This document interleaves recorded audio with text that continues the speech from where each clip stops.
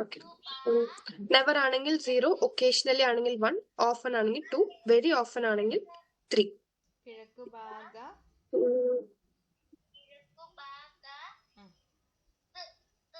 is spiteful and wants to get even എന്ന് വെച്ചാൽ എന്താ? 26th item.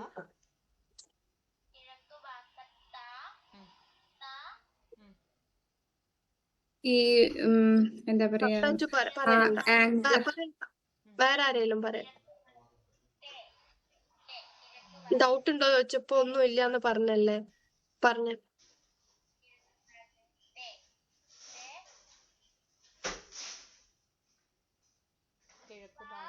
Hana, Aswathy. Like കൂടുതലും ആർഗ്യൂ ചെയ്യുക, എന്നിട്ട് എല്ലാ കാര്യത്തിലും ലൈക്ക് സ്വന്തം അവന്റെ കാര്യം ലൈക്ക് ഫെയർ ആയിരിക്കണം എന്നുള്ള ആ ഒരു കാര്യത്തിൽ ഇങ്ങനെ ആർഗ്യൂ ചെയ്യുക എന്നുള്ളതാണോ? ഏറെക്കുറെ ശരിയാ, പക്ഷെ അങ്ങനെയല്ല. നമ്മൾ പാരന്റ്സിനോട് ഇത് എങ്ങനെ ചോദിക്കും? ഓക്കെ, നിങ്ങൾ പറഞ്ഞത് ശരി. ഇപ്പൊ നമ്മൾ പാരന്റ്സിനോട് ഈ ഐറ്റം ചോദിക്കുമ്പോ എങ്ങനെ ചോദിക്കും? കുട്ടിക്ക് ഇപ്പൊ നമ്മുടെ അടുത്ത് വരുന്ന ഒരു പാരന്റ് ഇത് മനസ്സിലാവണമെന്നില്ല. നമ്മള് പാരന്റ്സിനോട് കുട്ടി സ്പൈറ്റ്ഫുൾ ആണോ, does he wants to get even എന്ന് ചോദിച്ചാൽ അവരെന്താ മനസ്സിലായില്ല എന്ന് പറഞ്ഞാൽ നമ്മൾ അവരോട് എന്താ പറയാ? എങ്ങനെ പറഞ്ഞ് മനസ്സിലാക്കും?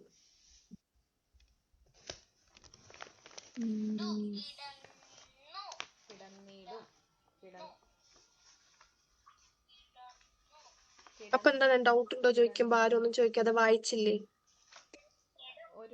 ഞാൻ ശരിക്കും പറഞ്ഞ വായിച്ചില്ല. എത്ര സമയം എടുക്കും? ഇപ്പൊ നമ്മള് ക്ലാസ് ഇപ്പൊ ഇതില് കേറി നിന്ന് ഒരു 5 മിനിറ്റ് ജസ്റ്റ് ഒന്ന് ഇങ്ങനെ വായിച്ചാൽ മതി. ഇതിപ്പോ ഞാനിങ്ങനെ സ്ക്രോൾ ചെയ്യുമ്പോ കണ്ടതാ, ഞാനിങ്ങനെ ചോദിച്ചു, അത്രയല്ലേ ഉള്ളൂ. ബാക്കിയൊക്കെ സ്ക്രോൾ ചെയ്യുമ്പോ ജസ്റ്റ് ഒരു 2 മിനിറ്റ് പോലും എടുക്കില്ല. 1 മിനിറ്റ് ഇങ്ങനെ ജസ്റ്റ് ഇങ്ങനെ ഓട്ടിച്ച് വിട്ടാ മതി. നമുക്ക് മനസ്സിലാവും മനസ്സിലാവാത്തത് ഏതാ, അറിയണത് ഏതൊക്കെയാന്ന്. അപ്പൊ ഒരു എഫേർട്ടും ഇട്ടില്ല. പൈസ കൊടുത്തല്ലേ പഠിക്കണേ. മാം കുറച്ച് ഡൗട്ട് ഉണ്ടായിരുന്നു. ഞാനൊരു 2 മിനിറ്റ് കഴിഞ്ഞിട്ടൊന്ന് ചോദിച്ചോട്ടെ? ഓക്കെ, 2 മിനിറ്റ് ചോദിച്ചു. പ്രജു ഇതിന്റെ മീനിങ് പറഞ്ഞേ. ഇത് is spiteful and wants to get even.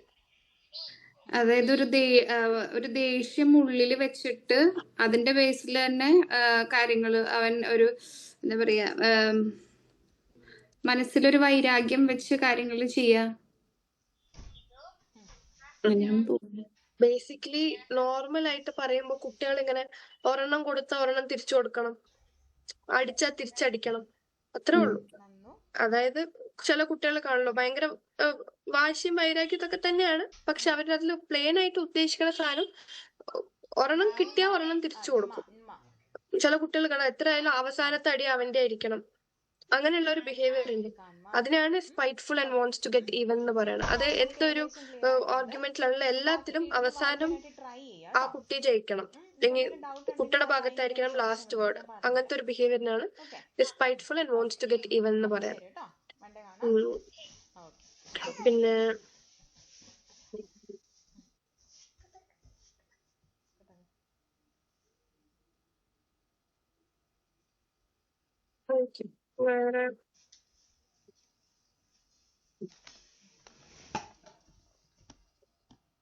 വേറെ എന്തെങ്കിലും ഡൗട്ട് ഉണ്ടോ? ടെസ്റ്റ് ഡൗട്ട് ഉണ്ട്. അത് പാരന്റ്സിനോട് ചോദിക്കേണ്ട ഏത് രീതിയിലുള്ളതാണ് ഡൗട്ട്. 6ാമത്തെ item, avoids dislikes or does not want to start task that require ongoing mental process. Okay, task that require ongoing mental efforts എന്ന് ഉദ്ദേശിക്കുന്നത് നമ്മളന്ന് പറഞ്ഞ പോലെ ഒരു സ്റ്റോറി പറയുമ്പോൾ അത് ലിസൺ ചെയ്യാൻ, അല്ലെങ്കിൽ കുറെ നേരം ഇരുന്നിട്ട് ഒരു കാര്യം മെന്റൽ എഫേർട്ട് ഉപയോഗിച്ചിട്ട് ചെയ്യേണ്ട ഒരു കാര്യം. റീഡിങ്ങിന് ഓക്കെ, ബട്ട് റീഡിങ്ങിനെക്കാളും കൂടുതൽ ലിസണിങ്ങിനാണ് കൂടുതൽ മെന്റൽ എഫേർട്ട് ആവശ്യം. ശ്രദ്ധിച്ചിരിക്കുക, കോൺസെൻട്രേഷൻ കൂടുതൽ ആവശ്യമുള്ള സാധനങ്ങൾ.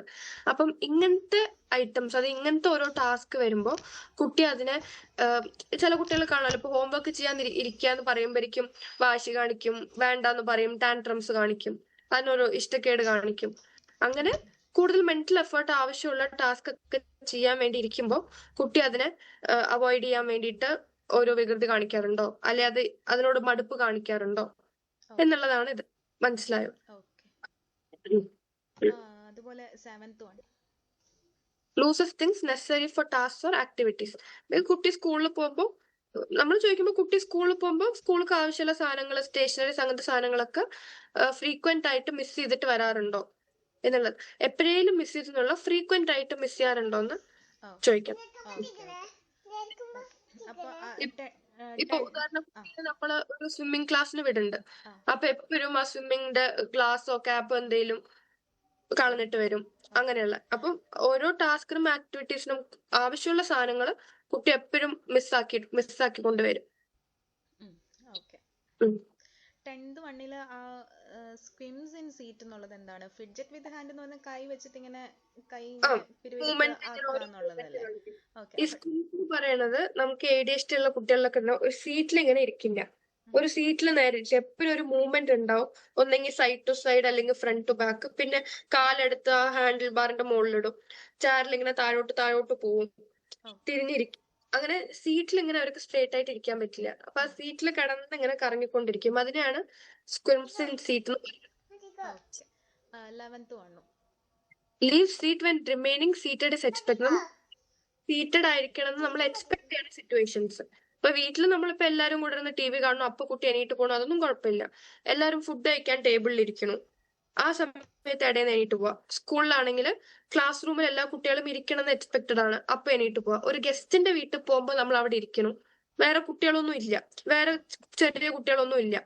അങ്ങനെയുള്ള സമയത്ത് നമ്മൾ ഗസ്റ്റിന്റെ വീട്ടിൽ ഇരിക്കുമ്പോൾ കുട്ടി അവിടെ നിന്ന് എണീറ്റ് ഓടുക, അങ്ങനെയുള്ള ബിഹേവിയർ. ഇപ്പൊ നമ്മൾ ഗസ്റ്റിന്റെ വീട്ടിൽ പോകണം, അവിടെയും കുഞ്ഞു പിള്ളേരുണ്ടെങ്കിൽ ഇറ്റ് ഇസ് യൂഷ്വൽ, ആ കുട്ടി എണീറ്റ് പോവും, ആ കുട്ടികളോട് കളിക്കാൻ പോകും, ദാറ്റ് ഇസ് ഓക്കെ.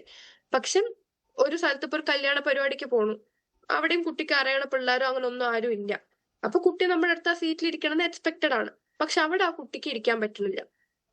അങ്ങനെയാണ് ഒരു സ്ഥലത്ത് ഇരിക്കണം എന്ന് എക്സ്പെക്ട് ചെയ്യണ സ്ഥലത്ത് കുട്ടി അങ്ങനെ, ഒരു ഹോസ്പിറ്റലിൽ പോണു, വെയിറ്റിംഗ് ഏരിയയിൽ ഇരിക്കണു, അങ്ങനത്തെ സിറ്റുവേഷൻസിലൊക്കെ. അപ്പോ 11th 12th തമ്മിൽ അപ്പൊ എങ്ങനെ നമ്മൾ ഡിഫറൻഷിയേറ്റ് ചെയ്യാം? മറ്റത് തീരെ ഇരിക്കുന്നില്ല എന്നുള്ളതാണ്, മറ്റത് അപ്പൊ runs about or climb too much എന്നല്ലേ? അപ്പൊ അത് രണ്ടും ഏകദേശം സെയിം പോലെ. അപ്പൊ എങ്ങനെ അത് രണ്ടും ഡിഫറൻഷിയേറ്റ് ചെയ്ത് ചോദിക്കാം? അതായത് 11th വണ്ണിൽ മെയിൻ ആയിട്ട് അവർ ചോദിക്കുന്നത് കുട്ടി ഇരിക്കണം എന്ന് എക്സ്പെക്ട് ചെയ്യുന്ന സ്ഥലത്ത് ഇരിക്കാതെ എണീറ്റ് പോവാറുണ്ടോ എന്നുള്ളത് മാത്രം. ഓടി കളിക്കണ്ടോ എന്ന് അവർ ചോദിക്കുന്നില്ല. ഇപ്പൊ ചില കുട്ടികൾ കാണാം, സ്കൂൾ ADHD ഉള്ള ചില കുട്ടികൾ ക്ലാസ് റൂമില് ഒരു സ്ഥലത്ത് ഇരിക്കില്ല, അവര് എണീറ്റ് ഇങ്ങനെ ചുറ്റും നടക്കും, അല്ലെങ്കിൽ എണീറ്റ് അങ്ങോട്ടും ഇങ്ങോട്ടും മാറിയിരിക്കും. അങ്ങനെ അവർക്ക് ഒരു സ്ഥലത്ത് ഇരിക്കാനുള്ള ബുദ്ധിമുട്ടുണ്ടാവും. They don't remain seated when they're expected to be remain seated. ഇത് runs about or climbs too much when remaining seated is expected. അവര് ഇരിക്കണം എന്നുള്ള ഒരു സിറ്റുവേഷനിൽ വല്ലാണ്ട് ഓടിക്കളിക്കലും കയ്യിൽ കിട്ടിയത് പിടിച്ച് കയറുക, ഈ കമ്പി പിടിച്ച് കയറുക, ചാടിക്കളിക്കുക, ഓടിക്കളിക്കുക, അങ്ങനെയുള്ള ബിഹേവിയർ ഉണ്ടോ? ഇരിക്കണം എന്ന് എക്സ്പെക്ട് ചെയ്യുന്ന സ്ഥലത്ത് അങ്ങനത്തെ ബിഹേവിയർ ഉണ്ടോ എന്നുള്ളത്. മറ്റേത് ഇരിക്കണം എന്ന് എക്സ്പെക്ട് ചെയ്യുന്ന സ്ഥലത്ത് എണീറ്റ് പോവാറുണ്ടോ എന്ന് മാത്രമേ ഉള്ളൂ. എണീറ്റോട് ഓടാറുണ്ടോ അങ്ങനെയൊന്നുമില്ല. ചിലപ്പോ കുട്ടികൾ ഇപ്പൊ എല്ലാരും ഫുഡ് കഴിക്കാൻ ഇരിക്കണം, അല്ലെങ്കിൽ ഇപ്പം നിസ്കരിക്കാനൊക്കെ എല്ലാരും, അപ്പൊ അവിടെ ആ കുട്ടി അവിടെ ഇരിക്കണം, അല്ലെങ്കിൽ ഒരു സ്പീച്ച് നടക്കുകയാണ്, ഒരു അമ്പല പരിപാടിയിലോ പള്ളിയിലോ ഒരു സ്പീച്ച് നടക്കുകയാണ്, അപ്പൊ അവിടെ ഇരിക്കണം എന്നുള്ളത് ഒരു എക്സ്പെക്റ്റഡ് ആണ്, അത് ഒരു ബേസിക് മാനേഴ്സ് ആണ്. പക്ഷെ അവിടെ ആ കുട്ടി ഇരിക്കണില്ല. ഏജും കൂടെ വെച്ച് നോക്കണം കേട്ടോ. നമ്മള് ജസ്റ്റ് ഇങ്ങനെ നോക്കണം. ചെറിയ കുട്ടികളൊക്കെ അങ്ങനത്തെ സിറ്റുവേഷനിലൊക്കെ എണീറ്റ് പോകാറുണ്ട്, ദാറ്റ് ഇസ് ഓക്കെ. കുട്ടിയുടെ ഏജും സിറ്റുവേഷനും എല്ലാം കൂടെ വെച്ചിട്ട് കുട്ടിയുടെ പ്രായത്തിലിരിക്കുന്ന ബാക്കിയുള്ള കുട്ടികളൊക്കെ അവിടെ ഇരിക്കുന്നുണ്ട്. പക്ഷെ ഇവൻ അവിടെ ഇരിക്കണം എന്നുള്ള സ്ഥലത്ത് അവൻ ആ സ്ഥലത്ത് ഇരിക്കാൻ പറ്റുന്നില്ല. എണീറ്റ് അങ്ങോട്ടും ഇങ്ങോട്ടും നടക്കുക, മാറിപ്പോവുക, മാറിയിരിക്കുക, അങ്ങനെ എന്തെങ്കിലുമൊക്കെ ചെയ്യണ്ടോ എന്നുള്ളതാണ്. മറ്റേത് ഓടി കളിക്കണ്ടോ എന്നുള്ളതാണ് മെയിൻ ആയിട്ട് ചോദിക്കണം. അപ്പോ 13th വണ്ണോ 13th 14th വണ്ണോ എനിക്ക് doubt. Has difficulty in paying or beginning play activities എന്ന് പറയുമ്പോൾ, or beginning quiet play activities എന്ന് പറയുമ്പോൾ ബേസിക്കലി ബോർഡ് ഗെയിംസോ അങ്ങനെ വലിയ ശബ്ദം ഇല്ലാതെ സൗണ്ട് ഇല്ലാതെ കളിക്കുന്ന കാര്യങ്ങള്, indoor, probably mostly indoor games. അപ്പം ഇങ്ങനത്തെ കാര്യങ്ങളൊക്കെ കുട്ടിയായിട്ട് ഇനിഷ്യേറ്റ് ചെയ്യാറില്ല. അങ്ങനത്തെ, അതായത് ഇപ്പം യൂഷ്വലി ADHD ഉള്ള കുട്ടികൾ അങ്ങനത്തെ ഗെയിംസ് ഒന്നും അവര് ഇൻട്രസ്റ്റ് ഉണ്ടാവില്ല. ഒരു സ്ഥലത്ത് ഇരുന്ന് ഇങ്ങനെ മെന്റൽ എഫേർട്ട് വെച്ച് കളിക്കണ കാര്യങ്ങളോ ടേൺസ് എടുത്ത് കളിക്കണ കാര്യങ്ങളോ ഒന്നും.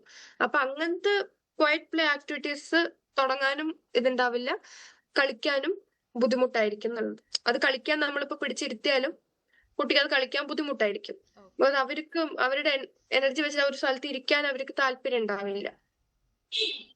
പിന്നെ is on the go often acts as if driven by motor. ഇത് നമ്മൾ വേറെ ഒരിടത്തിൽ എക്സ്പ്ലെയിൻ ചെയ്തായിരുന്നു. ഈ കുട്ടി മോട്ടർ ഇട്ട പോലെ കീ കൊടുത്ത പോലെയാന്ന് പറയില്ലേ, അതുപോലത്തെ ഒരു ബിഹേവിയർ അപ്പൊ അത് എപ്പോഴും എങ്ങനെയാ പാരന്റിന്റെ അടുത്ത് ചോദിക്കാന്നുള്ള ഇതേപോലെ എന്തെങ്കിലും ചോദിച്ചു പാരന്റ്സിനോട് ചോദിക്കുമ്പോ വീട്ടില് എപ്പോഴും ഒരു സ്ഥലത്തിരിക്കാതെ ഓടിക്കൊണ്ടേയാണോ ഇരിക്കുക, എപ്പോഴും ഇങ്ങനെ ഒരു സമയത്തും കാമല്ല, കുട്ടി എപ്പോഴും ഓടിക്കൊണ്ടിരിക്കോ, ഒരു ഇങ്ങനെ മറ്റേ കീ കൊടുത്ത പോലെ അങ്ങനത്തെ എക്സാമ്പിൾസും പറയാം, ഇഷ്യൂ ഒന്നുമില്ല.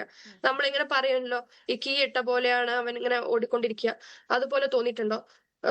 കുട്ടി എപ്പോഴും ഭയങ്കര ആക്റ്റീവ് ആയിട്ട് is always on the go. ഏതൊരു സിറ്റുവേഷനിലാണെങ്കിലും ഇപ്പൊ രാവിലെ എണീറ്റിട്ട് മേ ബി അത് ലാസ്റ്റ് ടൈം പറഞ്ഞപ്പോ ഒരു പാരന്റ് പറഞ്ഞു, രാവിലെ എണീറ്റിട്ട് ഉറക്കം ഒരു ഇത് മാറണ വരെ ഒരു 5 മിനിറ്റ് ഒരു സ്ഥലത്ത് ഇരിക്കണ കാണാം. അത് കഴിഞ്ഞാൽ പിന്നെ രാത്രി ഉറങ്ങണ വരെ ഫുൾ ഓട്ടം തന്നെയാണ്. പിന്നെ ടിവിയോ ഫോണോ ഉണ്ടെങ്കിൽ ഒരു സ്ഥലത്ത് ഇരിക്കണ കാണാം. അതല്ലാണ്ട് കുട്ടി ഒരു സ്ഥലത്ത് ഇരിക്കണതായിട്ട് ഒരു സിറ്റുവേഷനേ ഇല്ല എന്നുള്ളത്. അങ്ങനെയുള്ളത് അങ്ങനത്തെ എക്സാമ്പിൾ കൊടുത്ത് ചോദിച്ചാൽ മതി. ഈ 15th ടോക്സ് ടു മച്ച് എന്ന് പറയുമ്പോഴത്തേക്ക് ഇറിലവന്റ് ആയിട്ടുള്ള കാര്യങ്ങൾ പറയുന്നതാണോ റിലവന്റ് ആണോ, ഇങ്ങനെ ചുമ്മാ സംസാരിച്ചോണ്ട് തന്നെ എപ്പോഴും സംസാരിച്ചോണ്ട് ഇതില് അവരങ്ങനെ ചില ക്വസ്റ്റ്യനിൽ ചോദിച്ചിട്ടുണ്ട് ഇറലവന്റ് ആയിട്ട് സ്പീച്ച് ഉണ്ടോ, ഓട്ടിസത്തിന്റെ ഇതിലൊക്കെ ചോദിച്ചിട്ടുണ്ട്. ഇവിടെ അതൊന്നും ചോദിച്ചിട്ടില്ല. എക്സസീവ് ആയിട്ട് സംസാരിക്കും എന്നുള്ളത് മാത്രം. ഭയങ്കര സംസാരമാണ് അത്. എന്തോ ആവാം, ചിലപ്പോ സ്കൂള് കഴിഞ്ഞ് വന്ന അവിടുത്തെ കഥകൾ ഇങ്ങനെ പറഞ്ഞുകൊണ്ടിരിക്കണതും ആവാം. ഓക്കെ. അപ്പൊ അത് ഇപ്പൊ ഈ ADHD ആയിട്ടുള്ള കുട്ടികൾക്ക് ഇപ്പൊ അവര് ഇപ്പം നോൺ വണ്ണിന്റെ അടുത്തും അധികം അറിയത്തില്ലാത്ത ആൾക്കാരുടെ അടുത്ത് അങ്ങനത്തെ ഒരു ഡിഫറൻസിയേഷൻ ഉണ്ടാവുമോ അവർക്ക്? അതോ അവരിപ്പം അങ്ങനെ ഒരു സാധ്യത ഉണ്ടാവുമോ പേരൻസ് പറയാനാ? വീട്ടിൽ കുഴപ്പമില്ല, പക്ഷെ വേറെ ആൾക്കാരുടെ അടുത്ത് അധികം സംസാരിക്കത്തില്ല, വീട്ടിൽ നിന്ന് പക്ഷെ ഇങ്ങനെ സംസാരിച്ചുകൊണ്ടിരിക്കുന്നു. അത് കുഴപ്പമില്ല. പക്ഷെ ADHD ഉള്ള കുട്ടികൾ എല്ലാവരോടും, സ്കൂളിലെ ടീച്ചേഴ്സിനോടും ഗസ്റ്റിനോടും എല്ലാവരോടും ഭയങ്കര സംസാരം തന്നെയായിരുന്നു. ഞാനന്നൊരു കുട്ടിയായിട്ട് സെഷൻ ഓൺലൈനിൽ നമ്മൾ അസസ്മെന്റ് ചെയ്യായിരുന്നു ADHD-ന്റെ. ആ കുട്ടി ഒരു സെക്കൻഡ് ആ പാരന്റിന് നമ്മളോട് സംസാരിക്കാൻ വിട്ടിട്ടില്ല. വേറെ കുഴപ്പമൊന്നുമില്ല, അബ്നോർമാലിറ്റീസ് വേറെ ഒന്നുമില്ല. കുട്ടി ഇങ്ങനെ അമ്മ ഓരോന്ന് പറയുമ്പോ അവൻ സൈഡിൽ നിന്ന് കമന്റ്, അത് അങ്ങനെയല്ല, അത് ഇങ്ങനെയല്ല, അങ്ങനെയാണ് മിസ്സേ ഞാൻ പറയാം, അമ്മയ്ക്ക് അറിയില്ല പറഞ്ഞിട്ട് ഇങ്ങനെ സംസാരിച്ചോണ്ടിരിക്കും. ഭയങ്കര ടോക്കറ്റീവ് ആയിരിക്കും കുട്ടികള്. 19th one that argues with adult. Adults ആയിട്ട് ആർഗ്യൂ ചെയ്യാറുണ്ടോ? ആർഗ്യൂനെ എങ്ങനെയാ അപ്പൊ ചോദിക്കുക? ലൈക്ക് അവരുടെ നീഡ്സിന് വേണ്ടിയിട്ടാണോ, അത് ചുമ്മാതെ എന്തെങ്കിലുമൊക്കെ ചുമ്മാ തട്ടിക്കേറിക്കൊണ്ട് പറഞ്ഞുകൊണ്ടിരിക്കുക? നീഡ്സിന് വേണ്ടി ആയിരിക്കാം. നീഡ്സിന് വേണ്ടി ആണെങ്കിലും ആർഗ്യൂ ചെയ്യണ്ട. അപ്പൊ ആവശ്യമുള്ള നീഡ്സ് ആണെങ്കിൽ നമ്മൾ കൊടുക്കുമല്ലോ. ഇപ്പൊ കുട്ടി എന്താ അമ്മ ഒരു ചോക്ലേറ്റ് തരുമോന്ന് ചോദിച്ചാ നമ്മളിപ്പോ അങ്ങനെ ഇതാക്കാന്ന് മൂല കൊടുക്കും. ഒരു 10 കഴിച്ചിട്ടും പിന്നെയൊക്കെ ചോദിക്കുമ്പോഴാണ് പാരന്റ്സ് തരില്ല എന്ന് പറയണതും അവിടെ ഒരു പ്രശ്നം ഉണ്ടാവുന്നത്. That is also problem behaviour. അപ്പൊ ആർഗ്യൂവിന് മലയാളത്തില് എന്താ പറയാ, ഒരു വേർഡ് പറഞ്ഞ അല്ല മലയാളത്തില്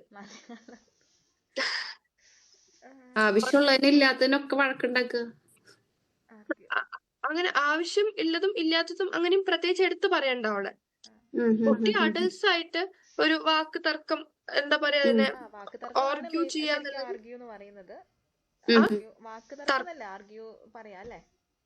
എനിക്കറിയില്ല മലയാളം. വാക്ക് തർക്കം ആന്ന് തോന്നുന്നു, വാക്ക് തർക്കം വേണേ പറയാം. പക്ഷെ അങ്ങനെ പാരന്റ്സ് പറയുമ്പോഴേ വാക്ക് തർക്കം എന്നുള്ളൊരു സാധനം ചിലപ്പോ ഉണ്ടാവത്തില്ലല്ലോ. അപ്പം കുറച്ചും കൂടി ഇതായിട്ട് ഉണ്ടാവും. അത് ഉണ്ടാവണത് അവിടെ എഴുതാൻ പാടും. ആർഗ്യൂ എഴുതിയാ മതി.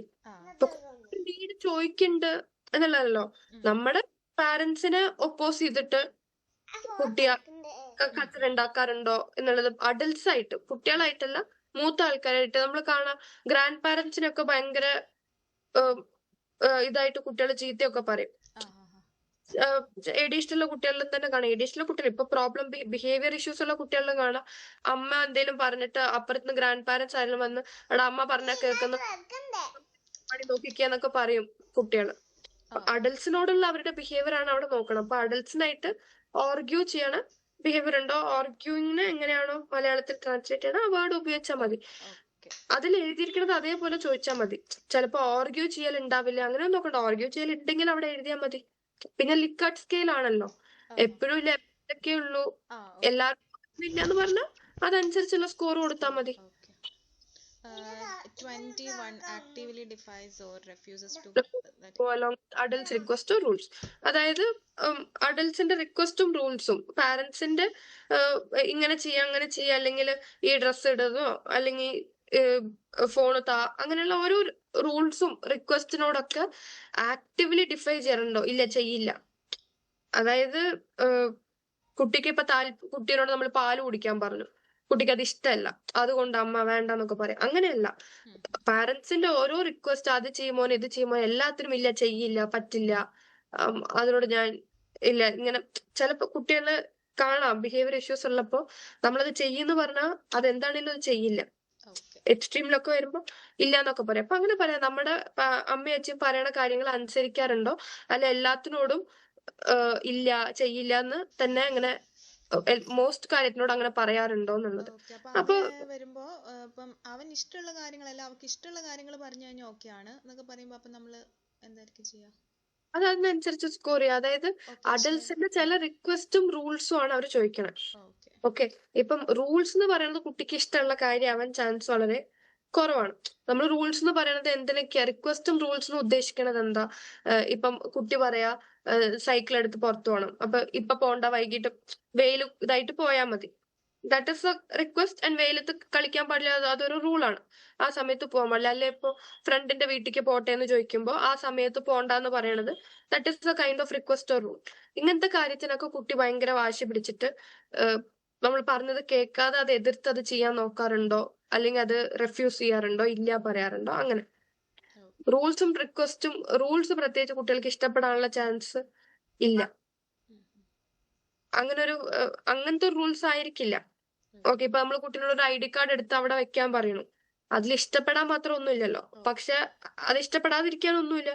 പക്ഷെ ഈ പ്രോബ്ലം ഉള്ള കുട്ടികൾ ഇല്ല, എടുത്തു വെക്കില്ല എന്ന് പറയും, വാശിക്ക് അത് എടുത്തു വെക്കില്ല എന്ന് പറയും.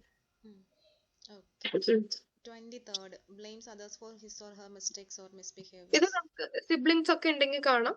അപ്പം അവന്റെ എന്തെങ്കിലും, കുട്ടിയുടെ എന്തെങ്കിലും തെറ്റിനോ, അല്ലെ അവൻ അറിയാതെ എന്തെങ്കിലും പൊട്ടിച്ചു, അല്ലെ അവൻ എന്തെങ്കിലും മിസ്റ്റേക്ക് ചെയ്തു, അവൻ ആദ്യം പിച്ച്, എന്നിട്ട് അത് മറ്റേ ആളെ ബ്ലെയിം ചെയ്യാറുണ്ടോ? ഇതിപ്പോ യൂഷ്വലി എല്ലാ സിബ്ലിങ്ങിലും കാണാം. പക്ഷെ നമ്മൾ നോക്കണത് if it is very repetitive, last 6 months എപ്പോഴും ഈ കുട്ടിയിൽ ഇങ്ങനത്തെ ഒരു ബിഹേവിയർ ഉണ്ടോ എന്നാണ് നോക്കണത്. അപ്പം അതും മാർക്ക് ചെയ്യുമ്പോ എപ്പോഴൊന്നുമില്ല, എപ്പോഴെങ്കിലും ആണെങ്കിലും 1 ഒക്കെ മാർക്ക് ചെയ്യാം. 24th that touchy or easily annoyed by others എന്ന് പറയുമ്പോഴത്തേക്ക് നമ്മൾ ഈ പറഞ്ഞ പോലെയൊക്കെ തന്നെയാണോ? ലൈക്ക് അവരോട് എന്തെങ്കിലുമൊക്കെ പറയുമ്പോഴേക്കും പെട്ടെന്ന് അവർ ഇറിറ്റേറ്റഡ് ആവുന്നു, ഭയങ്കര ഇറിറ്റേറ്റ് ആവും, സെൻസിറ്റീവ് ആയിരിക്കും ക്രിറ്റിസിസത്തിനോടും, പെട്ടെന്ന് ഇറിറ്റേറ്റ് ആവും. നമ്മൾ എന്തെങ്കിലും ചെറുതായിട്ട് പറയുമ്പോഴേക്കും ദേഷ്യം വരും, അങ്ങനത്തെ ബിഹേവിയർ. 25th ഏകദേശം അങ്ങനെ തന്നെയാണോ വരിക? ഈസ് ആംഗ്രി ഓർ റിസെന്റ്ഫുൾ എന്ന് പറയുമ്പോൾ 24th എല്ലാത്തിനോടും ദേഷ്യം വെക്കുക അങ്ങനെയാണോ?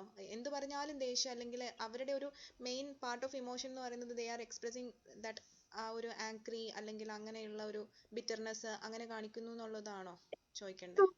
ആവണമെന്നില്ല. കുട്ടിക്ക് ഇപ്പൊ നമ്മൾ കാണാം, ഇപ്പൊ നമ്മുടെ അടുത്ത് പാരന്റ്സ് വരുമ്പോ തന്നെ പ്രസന്റിങ് കംപ്ലൈന്റ്സിൽ തന്നെ പറയും ഭയങ്കര ദേഷ്യമാണ് ഇവന് എന്നൊക്കെ. അപ്പൊ ആ ദേഷ്യം അങ്ങനെ ഡോമിനന്റ് ആയിട്ട് ഉണ്ടെങ്കിൽ നമുക്ക് ചോദിക്കുമ്പോ അത് മനസ്സിലാവും. അപ്പൊ എല്ലാത്തിനോടും ദേഷ്യം ആയിരിക്കണില്ല. അങ്ങനെ ഇപ്പൊ ഒരു കുട്ടിക്ക് എല്ലാത്തിനോടും ദേഷ്യമൊന്നും ആയിരിക്കില്ല. അപ്പൊ കുട്ടിക്ക് ദേഷ്യം വരാറുണ്ടോ ആസ് എ പ്രോബ്ലം, ദേഷ്യം ഒരു പ്രോബ്ലം ആയിട്ട് പെട്ടെന്ന് ദേഷ്യപ്പെടാറുണ്ടോ എന്നുള്ളത് ഈ 24th അവര് പ്രത്യേകിച്ച് ദേഷ്യം എന്ന് ചോദിച്ചിട്ടില്ല. അനോയ് ആവാറുണ്ടോ, ഇറിറ്റേറ്റ് ആവാറുണ്ടോ, നമ്മൾ എന്തെങ്കിലും പെട്ടെന്ന് പറയുമ്പോഴേക്കും കുട്ടിക്ക് അത് കൊണ്ടിട്ട് അത് ഇതാവാറുണ്ടോ എന്നുള്ളത്. 26th മാം പറഞ്ഞത് ഞാൻ കേൾക്കാൻ പറ്റിയില്ല. 26 ഡൗട്ട് ഉണ്ടായിരുന്നു. Spiteful and wants to get even എന്ന് പറയുമ്പോ കുട്ടി ഇപ്പൊ എല്ലാത്തിലും ഇപ്പൊ ഒരെണ്ണം കൊടുത്ത ഒരെണ്ണം തിരിച്ചടിക്കണം, അങ്ങനെ എല്ലാ ബിഹേവിയർ അവന് അത്ര കിട്ടി എനിക്ക് ഇത്ര വേണം, അത് ഈവൻ ആയിട്ട് കിട്ടാൻ വേണ്ടിയിട്ട് വാശി പിടിക്കും, ദേഷ്യം പിടിക്കും, അങ്ങനത്തെ ബിഹേവിയേഴ്സ്. ഓക്കെ, അതിപ്പോ തല്ല് പിടിക്കുന്ന കാര്യത്തിൽ മാത്രമാണോ? ലൈക്ക് നമ്മൾ എന്തെങ്കിലും ഫുഡ് ഐറ്റംസ് ഒക്കെ കൊടുക്കുമ്പോഴും അതിലെല്ലാം അത് പെടില്ലേ? അതിനും ഭയങ്കര ആങ്കർ കാണിക്കണം. ഇപ്പൊ കുറച്ചൊന്ന് അപ്പുറത്ത് എക്സ്ട്രാ കിട്ടുമ്പോഴേക്കും അതിന് വല്ലാണ്ട് ദേഷ്യമൊക്കെ കാണിച്ചിട്ട്, പിന്നെ മോസ്റ്റ്ലി ഈ നമ്മള് അടി ഉണ്ടാക്കണതും അടിക്കണതോ അല്ലെങ്കിൽ പറയണതോ അങ്ങനത്തെ ഇതില് എപ്പോഴും അവന് ഈവൻ ആയിട്ട് കിട്ടണം. അപ്പൊ അമ്മ എന്തേലും പറഞ്ഞാൽ തിരിച്ചു പറയണം, ആരെങ്കിലും എന്തേലും അവനെ അടിച്ച് അവന് തിരിച്ചടിക്കണം, അങ്ങനത്തെ ബിഹേവിയർ ഒരു റിവെഞ്ച് എടുക്കണ ഇതായിരിക്കും. 27 അങ്ങോട്ടേക്കുള്ളതെല്ലാം കുറച്ച് ഡൗട്ട് ഉണ്ട്. ബുള്ളീസ് ത്രെട്ടൻസ് ഓർ ഇന്റിമിഡേറ്റ്സ് അല്ലേ എൻ്റെ ഒരു ഇന്റിമിഡേറ്റ്സ് അല്ലേ? Okay okay. ബാക്കിയുള്ള കുട്ടികളെ കൂടെ കളിക്കണ ബാക്കിയുള്ള കുട്ടികളെ ബുള്ളി ചെയ്യാറുണ്ടോ എന്ന് പറഞ്ഞ അത് മനസ്സിലായി. ഇവര് ചെയ്യുന്നുണ്ടോന്നാണ് അല്ലേ നമ്മുടെ ഈ കുട്ടി ചെയ്യുന്നുണ്ടോ എന്നുള്ളത്. ചെയ്യുന്നുണ്ടോന്നുള്ളത്. Bullies threatens or intimidates. അത് ഇന്റിമിഡേറ്റ്സ് എന്ന് പറയുമ്പോൾ നമുക്ക് കാണാം, ഇപ്പൊ ചില 5-6 കുട്ടികൾ ഉണ്ടെങ്കിൽ അതിൽ ഒരു ഗുണ്ട പോലെ ഒരു കുട്ടി ഉണ്ടെങ്കിൽ ആ കുട്ടീനോട് എല്ലാവർക്കും ഒരു പേടിയായിരിക്കും, അവനോട് എന്തെങ്കിലും പറയാനും ചോദിക്കാനും പേടിയായിരിക്കും. അങ്ങനെ ബാക്കിയുള്ളവരെ ഇന്റിമിഡേറ്റ് ചെയ്യണ പോലത്തെ ഒരു ക്യാരക്ടർ ആണോ എന്നുള്ളത്. 28th സ്റ്റാർട്ട് ഫിസിക്കൽ ഫൈറ്റ് എന്നുള്ളത് അപ്പൊ അതെങ്ങനെ ചോദിക്കുക? ലൈക്ക് ഇപ്പൊ കളിച്ച് വരുമ്പോഴത്തേക്ക് ഇവൻ അല്ലെങ്കിൽ ഈ കുട്ടി പിന്നെ ഇത്തരത്തിൽ മറ്റുള്ളവരെ ഉപദ്രവിക്കുന്ന രീതിയിൽ അല്ലെങ്കിൽ ഇടിക്കുക എന്നൊക്കെ ഉള്ളത് ഇവര് അത് എങ്ങനെ അത് ചോദിക്കേണ്ടത്? എന്തെങ്കിലും ഒക്കേഷൻസ് വേണോ അതോ? അല്ല, കുട്ടി അങ്ങനെ ഒക്കേഷൻ ഇല്ല. കുട്ടി ഭയങ്കര അടിയും പിടിയൊക്കെ കൂടാറുണ്ടോ? എപ്പോഴും അടിയും പിടിയൊക്കെ അങ്ങനത്തെ സിറ്റുവേഷൻസിൽ പോയി പെടാറുണ്ടോ? ഇവനായിട്ട് അടി തുടങ്ങാറുണ്ടോ എന്നുള്ളത്. പിന്നെ lies to get out of trouble or avoid obligation. ഒരു പ്രശ്നത്തിന് ഒഴിവാവാൻ വേണ്ടിയിട്ട് അവൻ കള്ളം പറയാറുണ്ടോ എന്നുള്ളത്. പിന്നെ is truant from school, skip school without permission.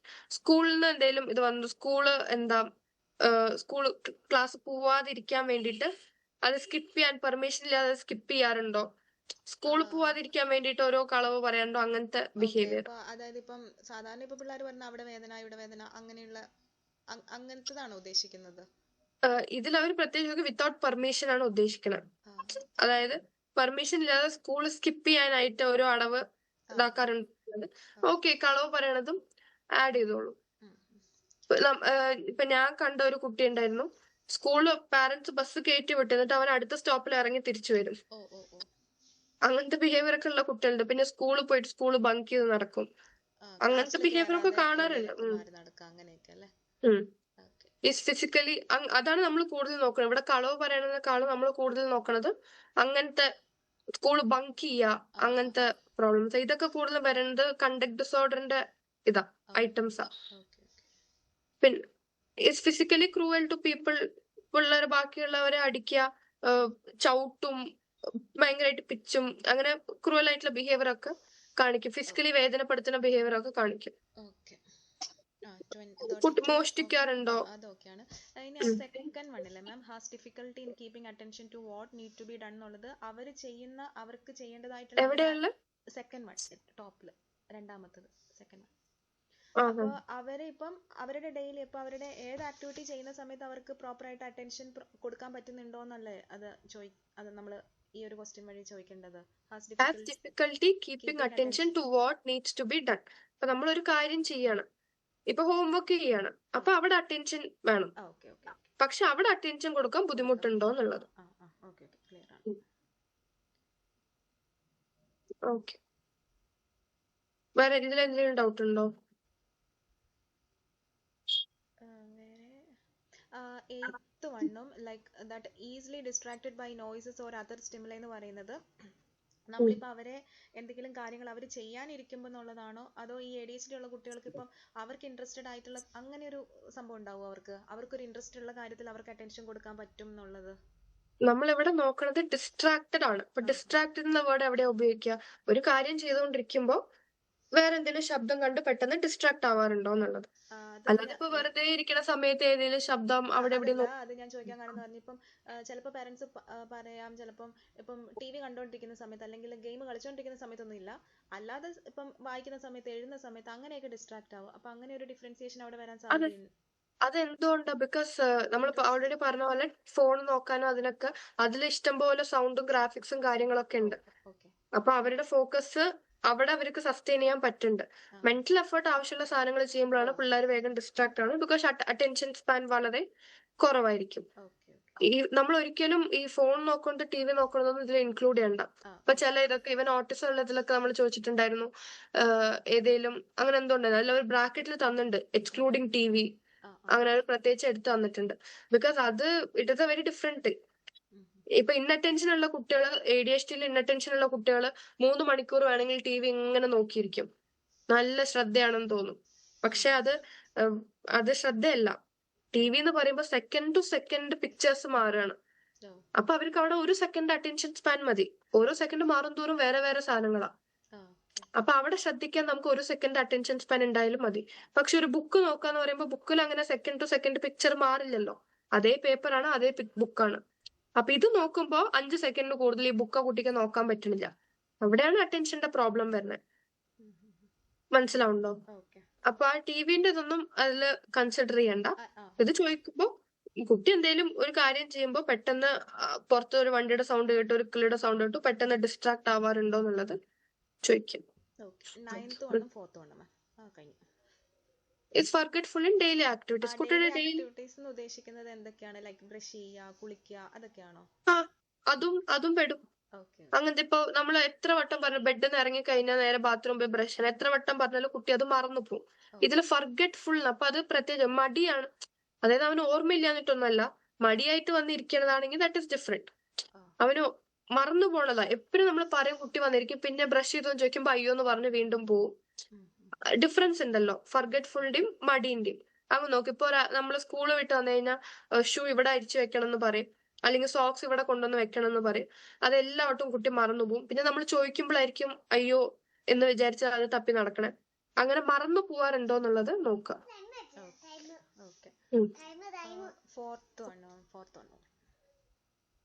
Does not follow through when given directions and fails to finish activities. നമ്മൾ ഓരോ ഇൻസ്ട്രക്ഷൻസ് കൊടുക്കുമ്പോൾ അത് കുട്ടി മനസ്സിലാക്കാറില്ല. ഇപ്പൊ ഉദാഹരണത്തിന് നമ്മൾ കുട്ടീനോട് പറഞ്ഞു കിച്ചണിൽ പോയിട്ട് ഒരു ഗ്ലാസ് ഒരു സ്പൂൺ എടുത്തിട്ട് വന്നേ, പിന്നെ കുറച്ച് പഞ്ചസാരയും എടുത്തിട്ട് വന്നേന്ന്. ഈ ഡയറക്ഷൻസ് നമ്മൾ പറയണതും കുട്ടി ഫോളോ ചെയ്യുന്നില്ല. അത് കാരണം ആ ആക്ടിവിറ്റി ഫിനിഷും ചെയ്യും. അത് കാരണം കുട്ടി കിച്ചണിൽ പോയിട്ട് ആ സാധനം ഒന്നും എടുത്തിട്ടും വരുന്നില്ല.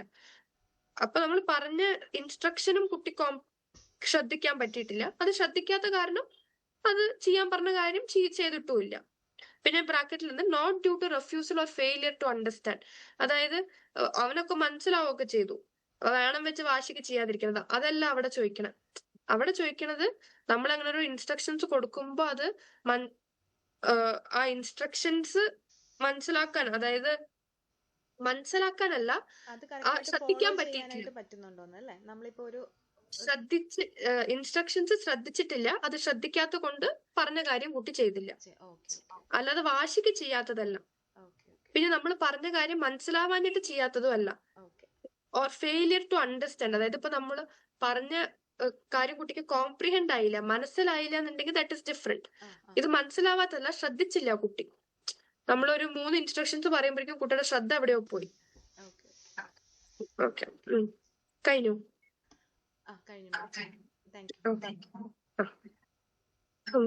ഓക്കെ, അപ്പൊ ഇതിൽ നമ്മൾ എങ്ങനെയാ ചോദിച്ചാൽ ആദ്യം പാരന്റിന്റെ സ്കെയിൽ ഉണ്ട് ഇത്. പിന്നെ അതിൽ പെർഫോമൻസിന്റെ കുറച്ചുണ്ട്. പെർഫോമൻസിൽ വരുന്നത് അതിൽ സ്കോറിംഗിൽ ചെറിയ മാറ്റം ഉണ്ട്, നോക്കണം. ഇതിൽ 0, 1, 2, 3 ആണ്. ഇതിൽ 1, 2, 3, 4, 5 ആണ്. കുട്ടിയുടെ ഓവറോൾ സ്കൂൾ പെർഫോമൻസ് എങ്ങനെയാണ്? Academic performance excellent, above average, average, somewhat of A problem, problematic. Problematic എന്ന് പറയുന്നതാണ് ഏറ്റവും പ്രോബ്ലം ആണ് എന്നുള്ളത്. അതിനാണ് നമ്മൾ 5 കൊടുക്കണം. Okay, reading, writing, mathematics, parents ആയിട്ടുള്ള റിലേഷൻഷിപ്പ് എങ്ങനെയാ, സിബ്ലിംഗ് ആയിട്ടുള്ളത് എങ്ങനെയാ, പിയേഴ്സ്, കുട്ടിയുടെ ഏജ് ഗ്രൂപ്പുള്ള സ്കൂളിലെ ഫ്രണ്ട്സ്, നെയ്ബേഴ്സ്, അങ്ങനെ. പിന്നെ പാർട്ടിസിപ്പേഷൻ ഇൻ ഓർഗനൈസ്ഡ് ആക്ടിവിറ്റീസ്, ടീമായിട്ടുള്ള ഗെയിംസ് കളിക്കുന്നതാവട്ടെ, സ്കൂളിലെ ഒരു ഗ്രൂപ്പ് ആക്ടിവിറ്റീസിനൊക്കെ ഉള്ള കുട്ടിയുടെ പാർട്ടിസിപ്പേഷന്റെ ഒരു പെർഫോമൻസ് എങ്ങനെയുള്ളത് എന്നുള്ളത്. ഇത് പാരന്റ്സിന്റെ. പിന്നെ ടീച്ചേഴ്സിന്റെ സ്കെയിൽ യൂഷ്വലി നമ്മൾ സ്കൂളിൽ ഇത് ടീച്ചേഴ്സിനോട് നമ്മൾ പറഞ്ഞിട്ട് ചെയ്യാനായിട്ട് കൊടുത്തു വിടണം, എന്നിട്ട് അവര് അത് ചെയ്തു തരണം. അവിടുത്തെ സെയിം ഐറ്റംസ് തന്നെയാണ്, ജസ്റ്റ് ക്വസ്റ്റ്യൻസിന് അവിടെ ഹോം എൻവിറോൺമെന്റിലുള്ള രീതിക്കും ഇവിടെ സ്കൂൾ എൻവിറോൺമെന്റിലുള്ള രീതിക്കും മാറ്റിയിട്ടുണ്ടാവും. പക്ഷെ ഐറ്റംസ് സെയിം തന്നെയാണ്. ഇപ്പോ ഇതൊക്കെ സെയിം ഐറ്റം തന്നെയാണ്. ഇപ്പൊ ജസ്റ്റ് ഇപ്പൊ ഇവിടെ ഇപ്പൊ ഇതിൽ loses things necessary four task or activities അല്ല, ഇത് വേണ്ട. Leave seat and class room എന്ന് ഇവിടെ മെൻഷൻ ചെയ്തിട്ടുണ്ട്, അവിടെ ക്ലാസ് റൂം എന്ന് മെൻഷൻ ചെയ്തിട്ടില്ല. അങ്ങനെ ക്വസ്റ്റ്യൻസ് ഐറ്റംസ് സെയിം തന്നെയാ, ജസ്റ്റ് ഇവിടെ സ്കൂളിന്റെ രീതിക്കും അവിടെ ഹോം എൻവയോൺമെന്റ് രീതിക്കും ആയിട്ട് തന്നിട്ടുണ്ടെന്നേ ഉള്ളൂ. ഓക്കെ, പിന്നെ ക്ലാസ് റൂം ബിഹേവിയറിന്റെയും കുറച്ച് കാര്യങ്ങൾ ചോദിക്കുന്നു. ഇത് കഴിഞ്ഞാൽ ഇതിന്റെ ഒരു ഫോളോ അപ്പ് ഉണ്ട്. ഉദാഹരണം നമ്മളിപ്പോ ഇത് കുട്ടിയിൽ ചെയ്തു, ചെയ്തിട്ട് ഇപ്പൊ കുട്ടിക്ക് ചില ഏരിയയിൽ ബുദ്ധിമുട്ടുണ്ടെന്ന് ഐഡന്റിഫൈ ചെയ്തു. അത് ഐഡന്റിഫൈ ചെയ്ത് കഴിഞ്ഞാൽ പിന്നെ അത് നമ്മൾ തെറപ്പിയോ അങ്ങനെ കുറച്ച് ട്രീറ്റ്മെന്റോ കാര്യങ്ങളൊക്കെ എടുത്തു. പിന്നെ ഒരു 6 months കഴിഞ്ഞിട്ട് ഈ ഫോളോ അപ്പ് ഇത് ഉപയോഗിച്ചിട്ട് എത്രത്തോളം ഇമ്പ്രൂവ്മെന്റ് ഉണ്ടെന്ന് ചെക്ക് ചെയ്യാൻ വേണ്ടിയിട്ട്, എത്രത്തോളം എന്തെങ്കിലും മാറ്റം ഉണ്ടോ നോക്കാൻ വേണ്ടിയിട്ടാണ് ഫോളോ അപ്പ് അസസ്മെന്റ് ഉള്ളത്. അതിലും പാരന്റ് ഫോമും ഉണ്ട്, അത് കുറച്ചുകൂടെ ഷോർട്ട് ഫോം ആണ്. പിന്നെ എന്താ ടീച്ചറിന്റെ ഫോമും ഉണ്ട്. ഇതിൽ കുറച്ച് മറ്റേ സൊമാറ്റിക് ഇതൊക്കെ ചോദിക്കേണ്ടത്, അതായത് വല്ല എന്താ ഹെഡ് ഏക്ക്, സ്റ്റൊമക്ക് ഏക്ക്, അങ്ങനത്തെ കുറച്ച് കാര്യങ്ങളും ചോദിക്കുന്നുണ്ട്. അതായിട്ട് എന്താ ബന്ധം? അത് ഇനി എങ്ങാനും മെഡിസിൻസ് ഒക്കെ എടുക്കണ്ടെങ്കിൽ അത് കാരണം എന്തെങ്കിലും സൈഡ് എഫക്ട്സും കാര്യങ്ങളൊക്കെ ഉണ്ടോ നോക്കാൻ വേണ്ടിയിട്ട്.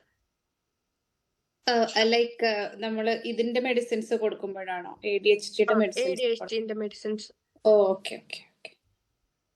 അതായത് ഇപ്പൊ ചോദിക്കുന്നത് കണ്ടോ, sees or hear things that are in there, psychotic features ആണ്. അങ്ങനത്തെ കാര്യങ്ങള്. പിന്നെ ഭയങ്കര ഇറിറ്റബിൾ ആവുണ്ടോ, ഉറക്കത്തിന് ബുദ്ധിമുട്ടുണ്ടോ, അപ്പറ്റൈറ്റിൽ ചേഞ്ച് ഉണ്ടോ, അങ്ങനത്തെ കാര്യങ്ങളൊക്കെ ചോദിക്കേണ്ടത്. നമുക്ക് നോക്കേണ്ട ആവശ്യമില്ല, ഡോക്ടേഴ്സ് നോക്കേണ്ട കാര്യം. ഓക്കെ. ഇതിന്റെ സ്കോറിംഗ് നമ്മളെ മറ്റേ ഇംഗ്ലണ്ട് കണ്ട പോലെയൊക്കെ തന്നെയാണ്, not very difficult. Parent assessment സ്കെയിലിന് ടീച്ചർ അസസ്മെന്റ് സ്കെയിൽ രണ്ടും വേറെ തന്നിട്ടുണ്ട്. നമ്മൾ പ്രിഡോമിനന്റ്ലി ഇൻഅറ്റന്റീവ് ടൈപ്പ് ഉണ്ട്, പ്രിഡോമിനന്റ്ലി ഹൈപ്പർ ആക്ടിവിറ്റും ഇമ്പൾസീവും ഉണ്ട്, പിന്നെ കമ്പൈൻഡ് ഉണ്ട്, ADHD കമ്പൈൻഡ് ഉണ്ട്. അപ്പൊ ഇൻഅറ്റന്റീവ് ടൈപ്പിൽ വരാൻ വേണ്ടിയിട്ട് must score 2 or 3 on 6 out of 9 items from question number 1 to 9. അതായത് നമ്മൾ ഈ കണ്ടതിൽ ക്വസ്റ്റ്യൻ നമ്പർ 1 to 9 വരെ ഉള്ളത് ഇൻഅറ്റൻഷന്റെ ഐറ്റംസ് ആണ്. അതില് 6 എങ്കിലും 2 അല്ലെങ്കിൽ 3 സ്കോർ കിട്ടിയിരിക്കണം. അതായത് ഇപ്പൊ ഈ ഫസ്റ്റ് 1 to 9 വരെ ഉള്ളതില് ഏതെങ്കിലും 6 2 അല്ലെങ്കിൽ 3, ഈ 2 ഇതില് സ്കോർ വന്നിരിക്കണം. മനസ്സിലായോ? ഇപ്പോ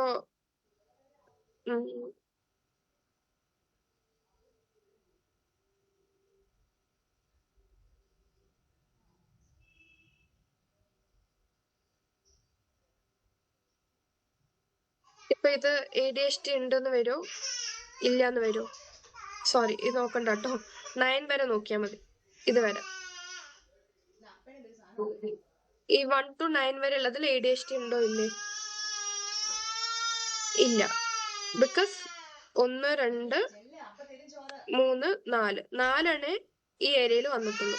6 ഈ ഏരിയയിൽ വന്നാലേ നമുക്ക് ADHD ഉണ്ടെന്ന് പറയാൻ പറ്റുള്ളൂ. ഫസ്റ്റ് 9 ഐറ്റംസിൽ 6 2 or 3 സ്കോറിംഗ് കിട്ടിയിട്ടുണ്ടെങ്കിൽ ഇൻഅറ്റന്റീവ് ടൈപ്പ് ഉണ്ടെന്ന് പറയാം. ഹൈപ്പർ ആക്ടിവിറ്റി ടൈപ്പിന് 10 to 18, അടുത്ത 9 10 to 18 ഐറ്റംസിൽ അതേപോലെ 6 out of 9 2 or 3 വന്നിരിക്കണം. അങ്ങനെയാണെങ്കിൽ അതിന്റെ കൂടെ തന്നെ പെർഫോമൻസ് ക്വസ്റ്റ്യൻസ് ഉണ്ടല്ലോ, താഴെ ഒരു പെർഫോമൻസ് ക്വസ്റ്റ്യന്, അതില് score 4 or 5 on any of the performance question. Performance question പണ്ട് ഒരു മറ്റേ 1, 2, 3, 4, 5 വരെ ഉള്ളത്, അതില് 4 അല്ലെങ്കിൽ 5 ഏതെങ്കിലും ഒരു ഐറ്റമിൽ കിട്ടിയാലും മതി. ഏതെങ്കിലും ഒരു പ്രോബ്ലം ഉണ്ടായാലും മതി, എല്ലാത്തിലും പ്രോബ്ലം വേണമെന്നില്ല. ഓക്കെ, ഇതിലും അതേ സെയിം തന്നെയാണ്. ഇനി കമ്പൈൻഡ് ടൈപ്പ് ആണെങ്കിൽ ഇത് രണ്ടിന്റെ ക്രൈറ്റീരിയ ഫിൽ ആയിരിക്കണം. 1 to 9 ഇത് ഫിൽ ആയിരിക്കണം, 10 to 18 ഇത് ഫിൽ ആയിരിക്കണം. അങ്ങനെയാണെങ്കിൽ നമുക്ക് കമ്പൈൻഡ് ടൈപ്പ് ആണെന്ന് പറയാം.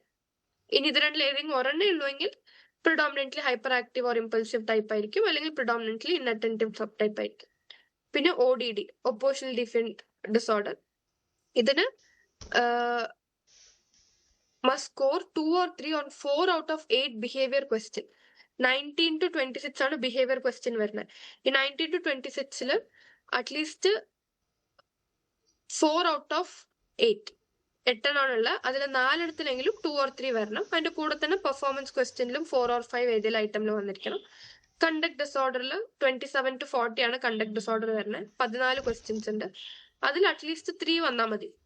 ഈ 14 അറ്റ്ലീസ്റ്റ് 3 2 or 3 വന്നാൽ തന്നെ കണ്ടക്ട് ഡിസോർഡർ സസ്പെക്ട് ചെയ്യാൻ പറ്റും. പിന്നെ ആൻസൈറ്റി ഓർ ഡിപ്രഷന്റെ സ്ക്രീൻ ഉണ്ട്, അതിൽ ക്വസ്റ്റ്യൻ നമ്പർ 41 to 47 7 ക്വസ്റ്റ്യൻസ് ആണുള്ളത്. അതിൽ ഏതെങ്കിലും 3 2 or 3 വന്നിട്ടുണ്ടെങ്കിൽ ഐദർ ആൻസൈറ്റി ഓർ ഡിപ്രഷന്റെ സ്ക്രീനിങ്ങിൽ വരും. ആൻഡ് പെർഫോമൻസിലും ഏതിലും ഒരെണ്ണത്തിൽ 4 or 5 വന്നിരിക്കണം. സെയിം അതേപോലെ തന്നെ ടീച്ചേഴ്സ് അസസ്മെന്റ് സ്കെയിലും ഉണ്ട്. ഓക്കെ, ഇതിൽ എന്തെങ്കിലും ഡൗട്ട് ഉണ്ടോ?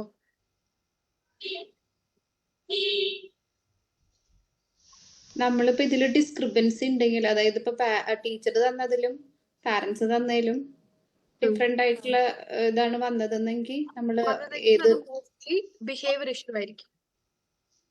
നല്ല വലിയ ഡിസ്ക്രിപ്പൻസി, ചെറിയ ഒരു പോയിന്റ് ഡിസ്ക്രിപ്പൻസി ഒന്നാണെങ്കിലും കുഴപ്പമില്ല. ഉദാഹരണത്തിന് ഇപ്പോ ഇതില് 6 out of 9 ഉണ്ട്, പാരന്റ്സിന് ഇതില് 6 out of 9 ഉണ്ട്. പക്ഷെ ടീച്ചേഴ്സിന്റെ ഇതില് 6 out of 9 ഇല്ല, 5 out of 9 ഒക്കെ ഉള്ളൂ. Still it is okay. നമുക്കൊരു ക്ലിനിക്കൽ ജഡ്ജ്മെന്റ് ഉണ്ടല്ലോ, അത് വെച്ചിട്ട് നമുക്ക് കൺസിഡർ ചെയ്യാം.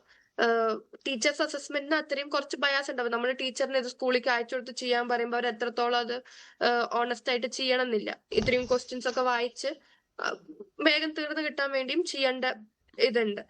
അതല്ലെങ്കിൽ ഇങ്ങനത്തെ ഇതൊക്കെ സ്കൂളിലോട്ട് പോകുമ്പോൾ സ്കൂൾ എന്ത് ചെയ്യും, അത് സ്കൂൾ കൗൺസിലറിനോടോ അല്ലെങ്കിൽ സ്പെഷ്യൽ എഡ്യൂക്കേറ്റേഴ്സിനോടോ ചെയ്യാൻ പറയും.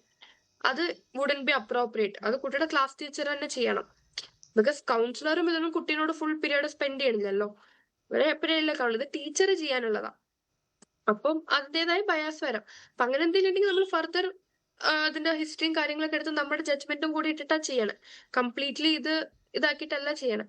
പക്ഷെ ഇപ്പോ ഇവിടെ പാരന്റിന്റെ ഇതില് 6 out of 9 items, 7 out of 9 items 2 or 3 വരുന്നുണ്ട്. പക്ഷെ ടീച്ചറിന്റെ ഇതില് 1 or 2 ഒക്കെ ഉള്ളൂ. അത് വലിയ ഡിസ്ക്രിപ്പൻസിയാണ്. അങ്ങനെയാണ് എല്ലാ ഐറ്റംസും. അതുപോലെ സ്കൂളില് ടീച്ചറും പറയണ്ടേ, സ്കൂളിൽ അവനൊരു പ്രശ്നമില്ല, അവൻ ആ സ്ഥലത്തിരിക്കും, ഒരു സ്ഥലത്തിരിക്കും, അങ്ങനെ ഇപ്പൊ നമ്മൾ ക്വസ്റ്റ്യൻ ചോദിച്ചാൽ വെയിറ്റ് ചെയ്ത് ആൻസർ പറയും, ഭയങ്കര ടോക്കറ്റീവ് ഒന്നുമില്ല. അങ്ങനെയൊക്കെ ആണെങ്കിൽ it is clearly a behavioural issue, it is not ADHD.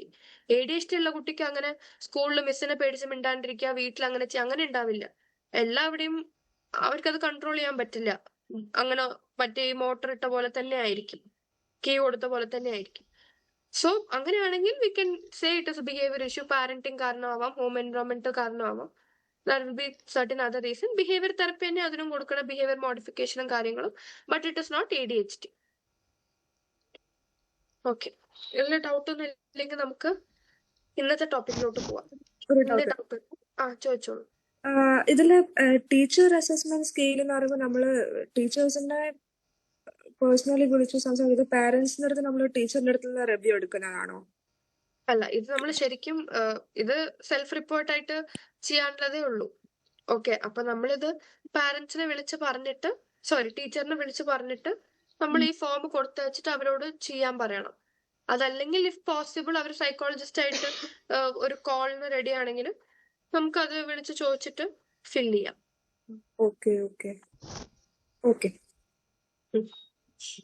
വേറെ എന്തെങ്കിലും ഡൗട്ട് ഉണ്ടായിരുന്നു? മാം, നമ്മൾ ഈ 47 ഐറ്റം ഇല്ലേ, നമ്മൾ പാരന്റിന്റെ അടുത്ത് നിന്ന് എടുക്കുന്നത് 47 ഐറ്റം നമ്മൾ ചോദിക്കുന്നില്ലേ? അതെല്ലാം ചോദിക്കും. ഓക്കെ. അപ്പൊ അതില് 33 മുതൽ 47 വരെ കുറച്ചൊരു ഡൗട്ട്സ് ഉണ്ട്.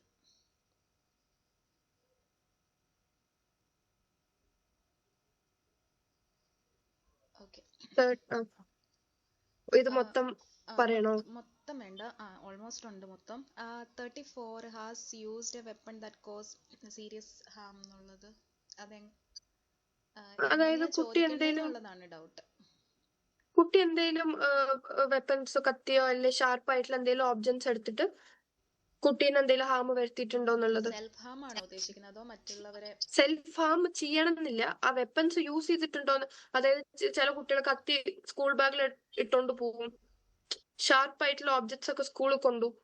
കുട്ടി അത് ഹാം ചെയ്തിരിക്കണമെന്നില്ല. Has used a weapon that can cause serious harm to him. Serious harm ചെയ്യാൻ എന്താ സാധനങ്ങൾ ഇന്റൻഷൻ ഉണ്ടാവണം അല്ലേ? ഇന്റൻഷനലി ചെയ്യണതാണ്. കുട്ടിയുടെ ഇന്റൻഷൻ എന്താന്ന് നമുക്കറിയില്ല. അറിയാതെ ബാഗിൽ ഇട്ടുകൊണ്ട് കൊണ്ടുപോയില്ലോ. കുട്ടിക്ക് അങ്ങനത്തെ ഉള്ള ഇതൊക്കെ യൂഷ്വലി കണ്ടക്ട് ഡിസോർഡർ ഉള്ള ഇതിലൊക്കെ വരുന്നതാ ഇങ്ങനത്തെ ബിഹേവിയർ. അപ്പൊ ആ കുട്ടികള് അങ്ങനത്തെ ഐറ്റംസിനോടൊക്കെ അവർക്ക് ഭയങ്കര ഫാസിനേഷൻ ആയിരിക്കും. അവര് നമ്മുടെ അടുത്ത് ഒരു കുട്ടി ഉണ്ടായിരുന്നു, സ്കൂളില് എവിടുന്ന് മറ്റേ വിൻഡോന്റെ സൈഡിൽ ഒരു ബ്ലേഡിന്റെ പീസ് കിട്ടി, അതെടുത്ത് അവൻ അപ്പുറത്തുള്ള ഇരിക്കുന്ന കുട്ടിയുടെ കൈ മുറിച്ചു. വെറുതെ ഒന്നും അവൻ പ്ലാൻ ചെയ്തിട്ടോ അല്ലെങ്കിൽ മറ്റേ കുട്ടീനോടുള്ള ദേഷ്യമൊന്നുമല്ല. നമ്മൾ ചോദിച്ചപ്പോ പറഞ്ഞത് മിസ്സേ ഞാൻ ആ ഇതുകൊണ്ട് എന്റെ കയ്യിൽ ഇങ്ങനെ ചെയ്ത് നോക്കിയപ്പോ ഒന്നും സംഭവിച്ചില്ല, അതുപോലെ ഞാൻ ചെയ്തുള്ളൂന്ന്. പക്ഷെ നമ്മള് നമ്മുടെ കയ്യിൽ ചെയ്യുമ്പോ കൊടുക്കണ ഫോഴ്സ് അല്ലല്ലോ വേറൊരാളുടെ കയ്യിൽ ചെയ്യുമ്പോ കൊടുക്കുക. കുട്ടിക്ക് അത് ഇതാവണില്ലല്ലോ. അപ്പൊ അവൻ ആ ഇത് ഉപയോഗിച്ചു. കുട്ടിക്കും കണ്ടക്ട് ഇഷ്യൂസ് നല്ലപോലെ ഉണ്ടായിരുന്നു. അപ്പൊ അങ്ങനെ എന്തെങ്കിലും ഒരു സീരിയസ് ഹാം വരുത്താൻ ചാൻസ് ഉള്ള വെപ്പൺ എന്തെങ്കിലും കുട്ടി ഉപയോഗിച്ചിട്ടുണ്ടോ എന്നുള്ളത് അറിഞ്ഞാൽ മതി. ഹാം വരുത്തിയിട്ടുണ്ടോന്നും അറിയേണ്ട ആവശ്യമില്ല. Okay. 36 ma'am. Deliberately set fire to cause damage. എന്താ തീ കൊണ്ട് കളിക്കാറുണ്ടോന്ന് എവിടെയെങ്കിലും തീ കുട്ടികളാണ് മറ്റേ ലൈറ്ററോ തീയൊക്കെ കൊണ്ട് കളിച്ചിട്ട് ബെഡ്ഷീറ്റിലോ ആരുടെയും മുടിയിലോ അങ്ങനെയൊക്കെ കൊണ്ടേ വെക്കും. അവര് കളിക്കണ പോലെ ആയിരിക്കും വെക്കണേ. പക്ഷെ അത് ഡെലിബറേറ്റ്ലി അറിയാതെ തീ കത്തിപ്പോയതല്ല. ഇപ്പൊ പടക്കമൊക്കെ പൊട്ടിക്കുമ്പോ അറിയാതെ തീ കത്തിപ്പോയി, അങ്ങനെയല്ല.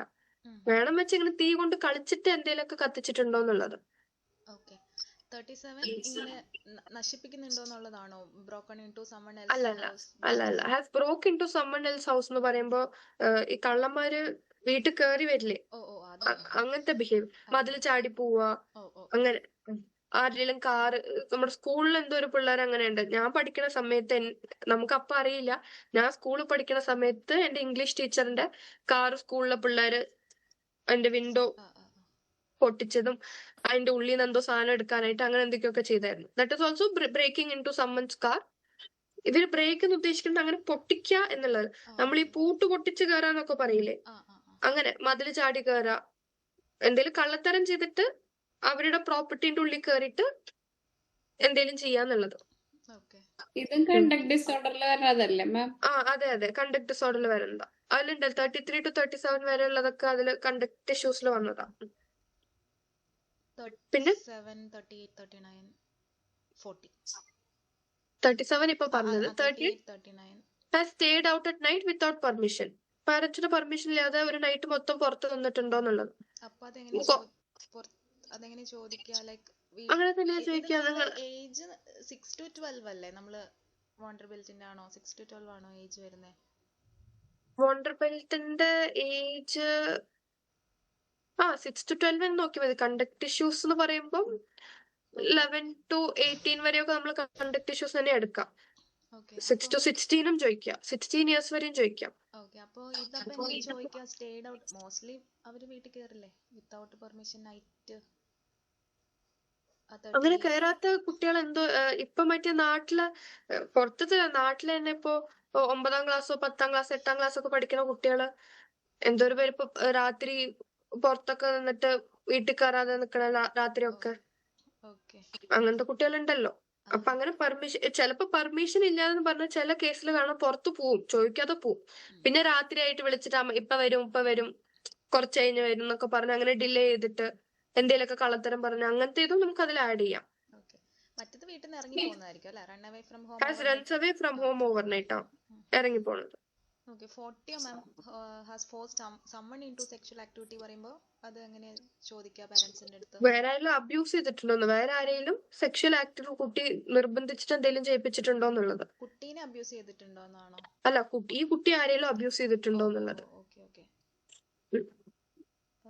പിന്നെ is afraid to try new things for fear of making mistake. എന്തേലും തെറ്റ് പറ്റിപ്പോന്നുള്ള പേടി കാരണം പുതിയ കാര്യങ്ങൾ ട്രൈ ചെയ്യാൻ കുട്ടിക്ക് പേടിയാണ്.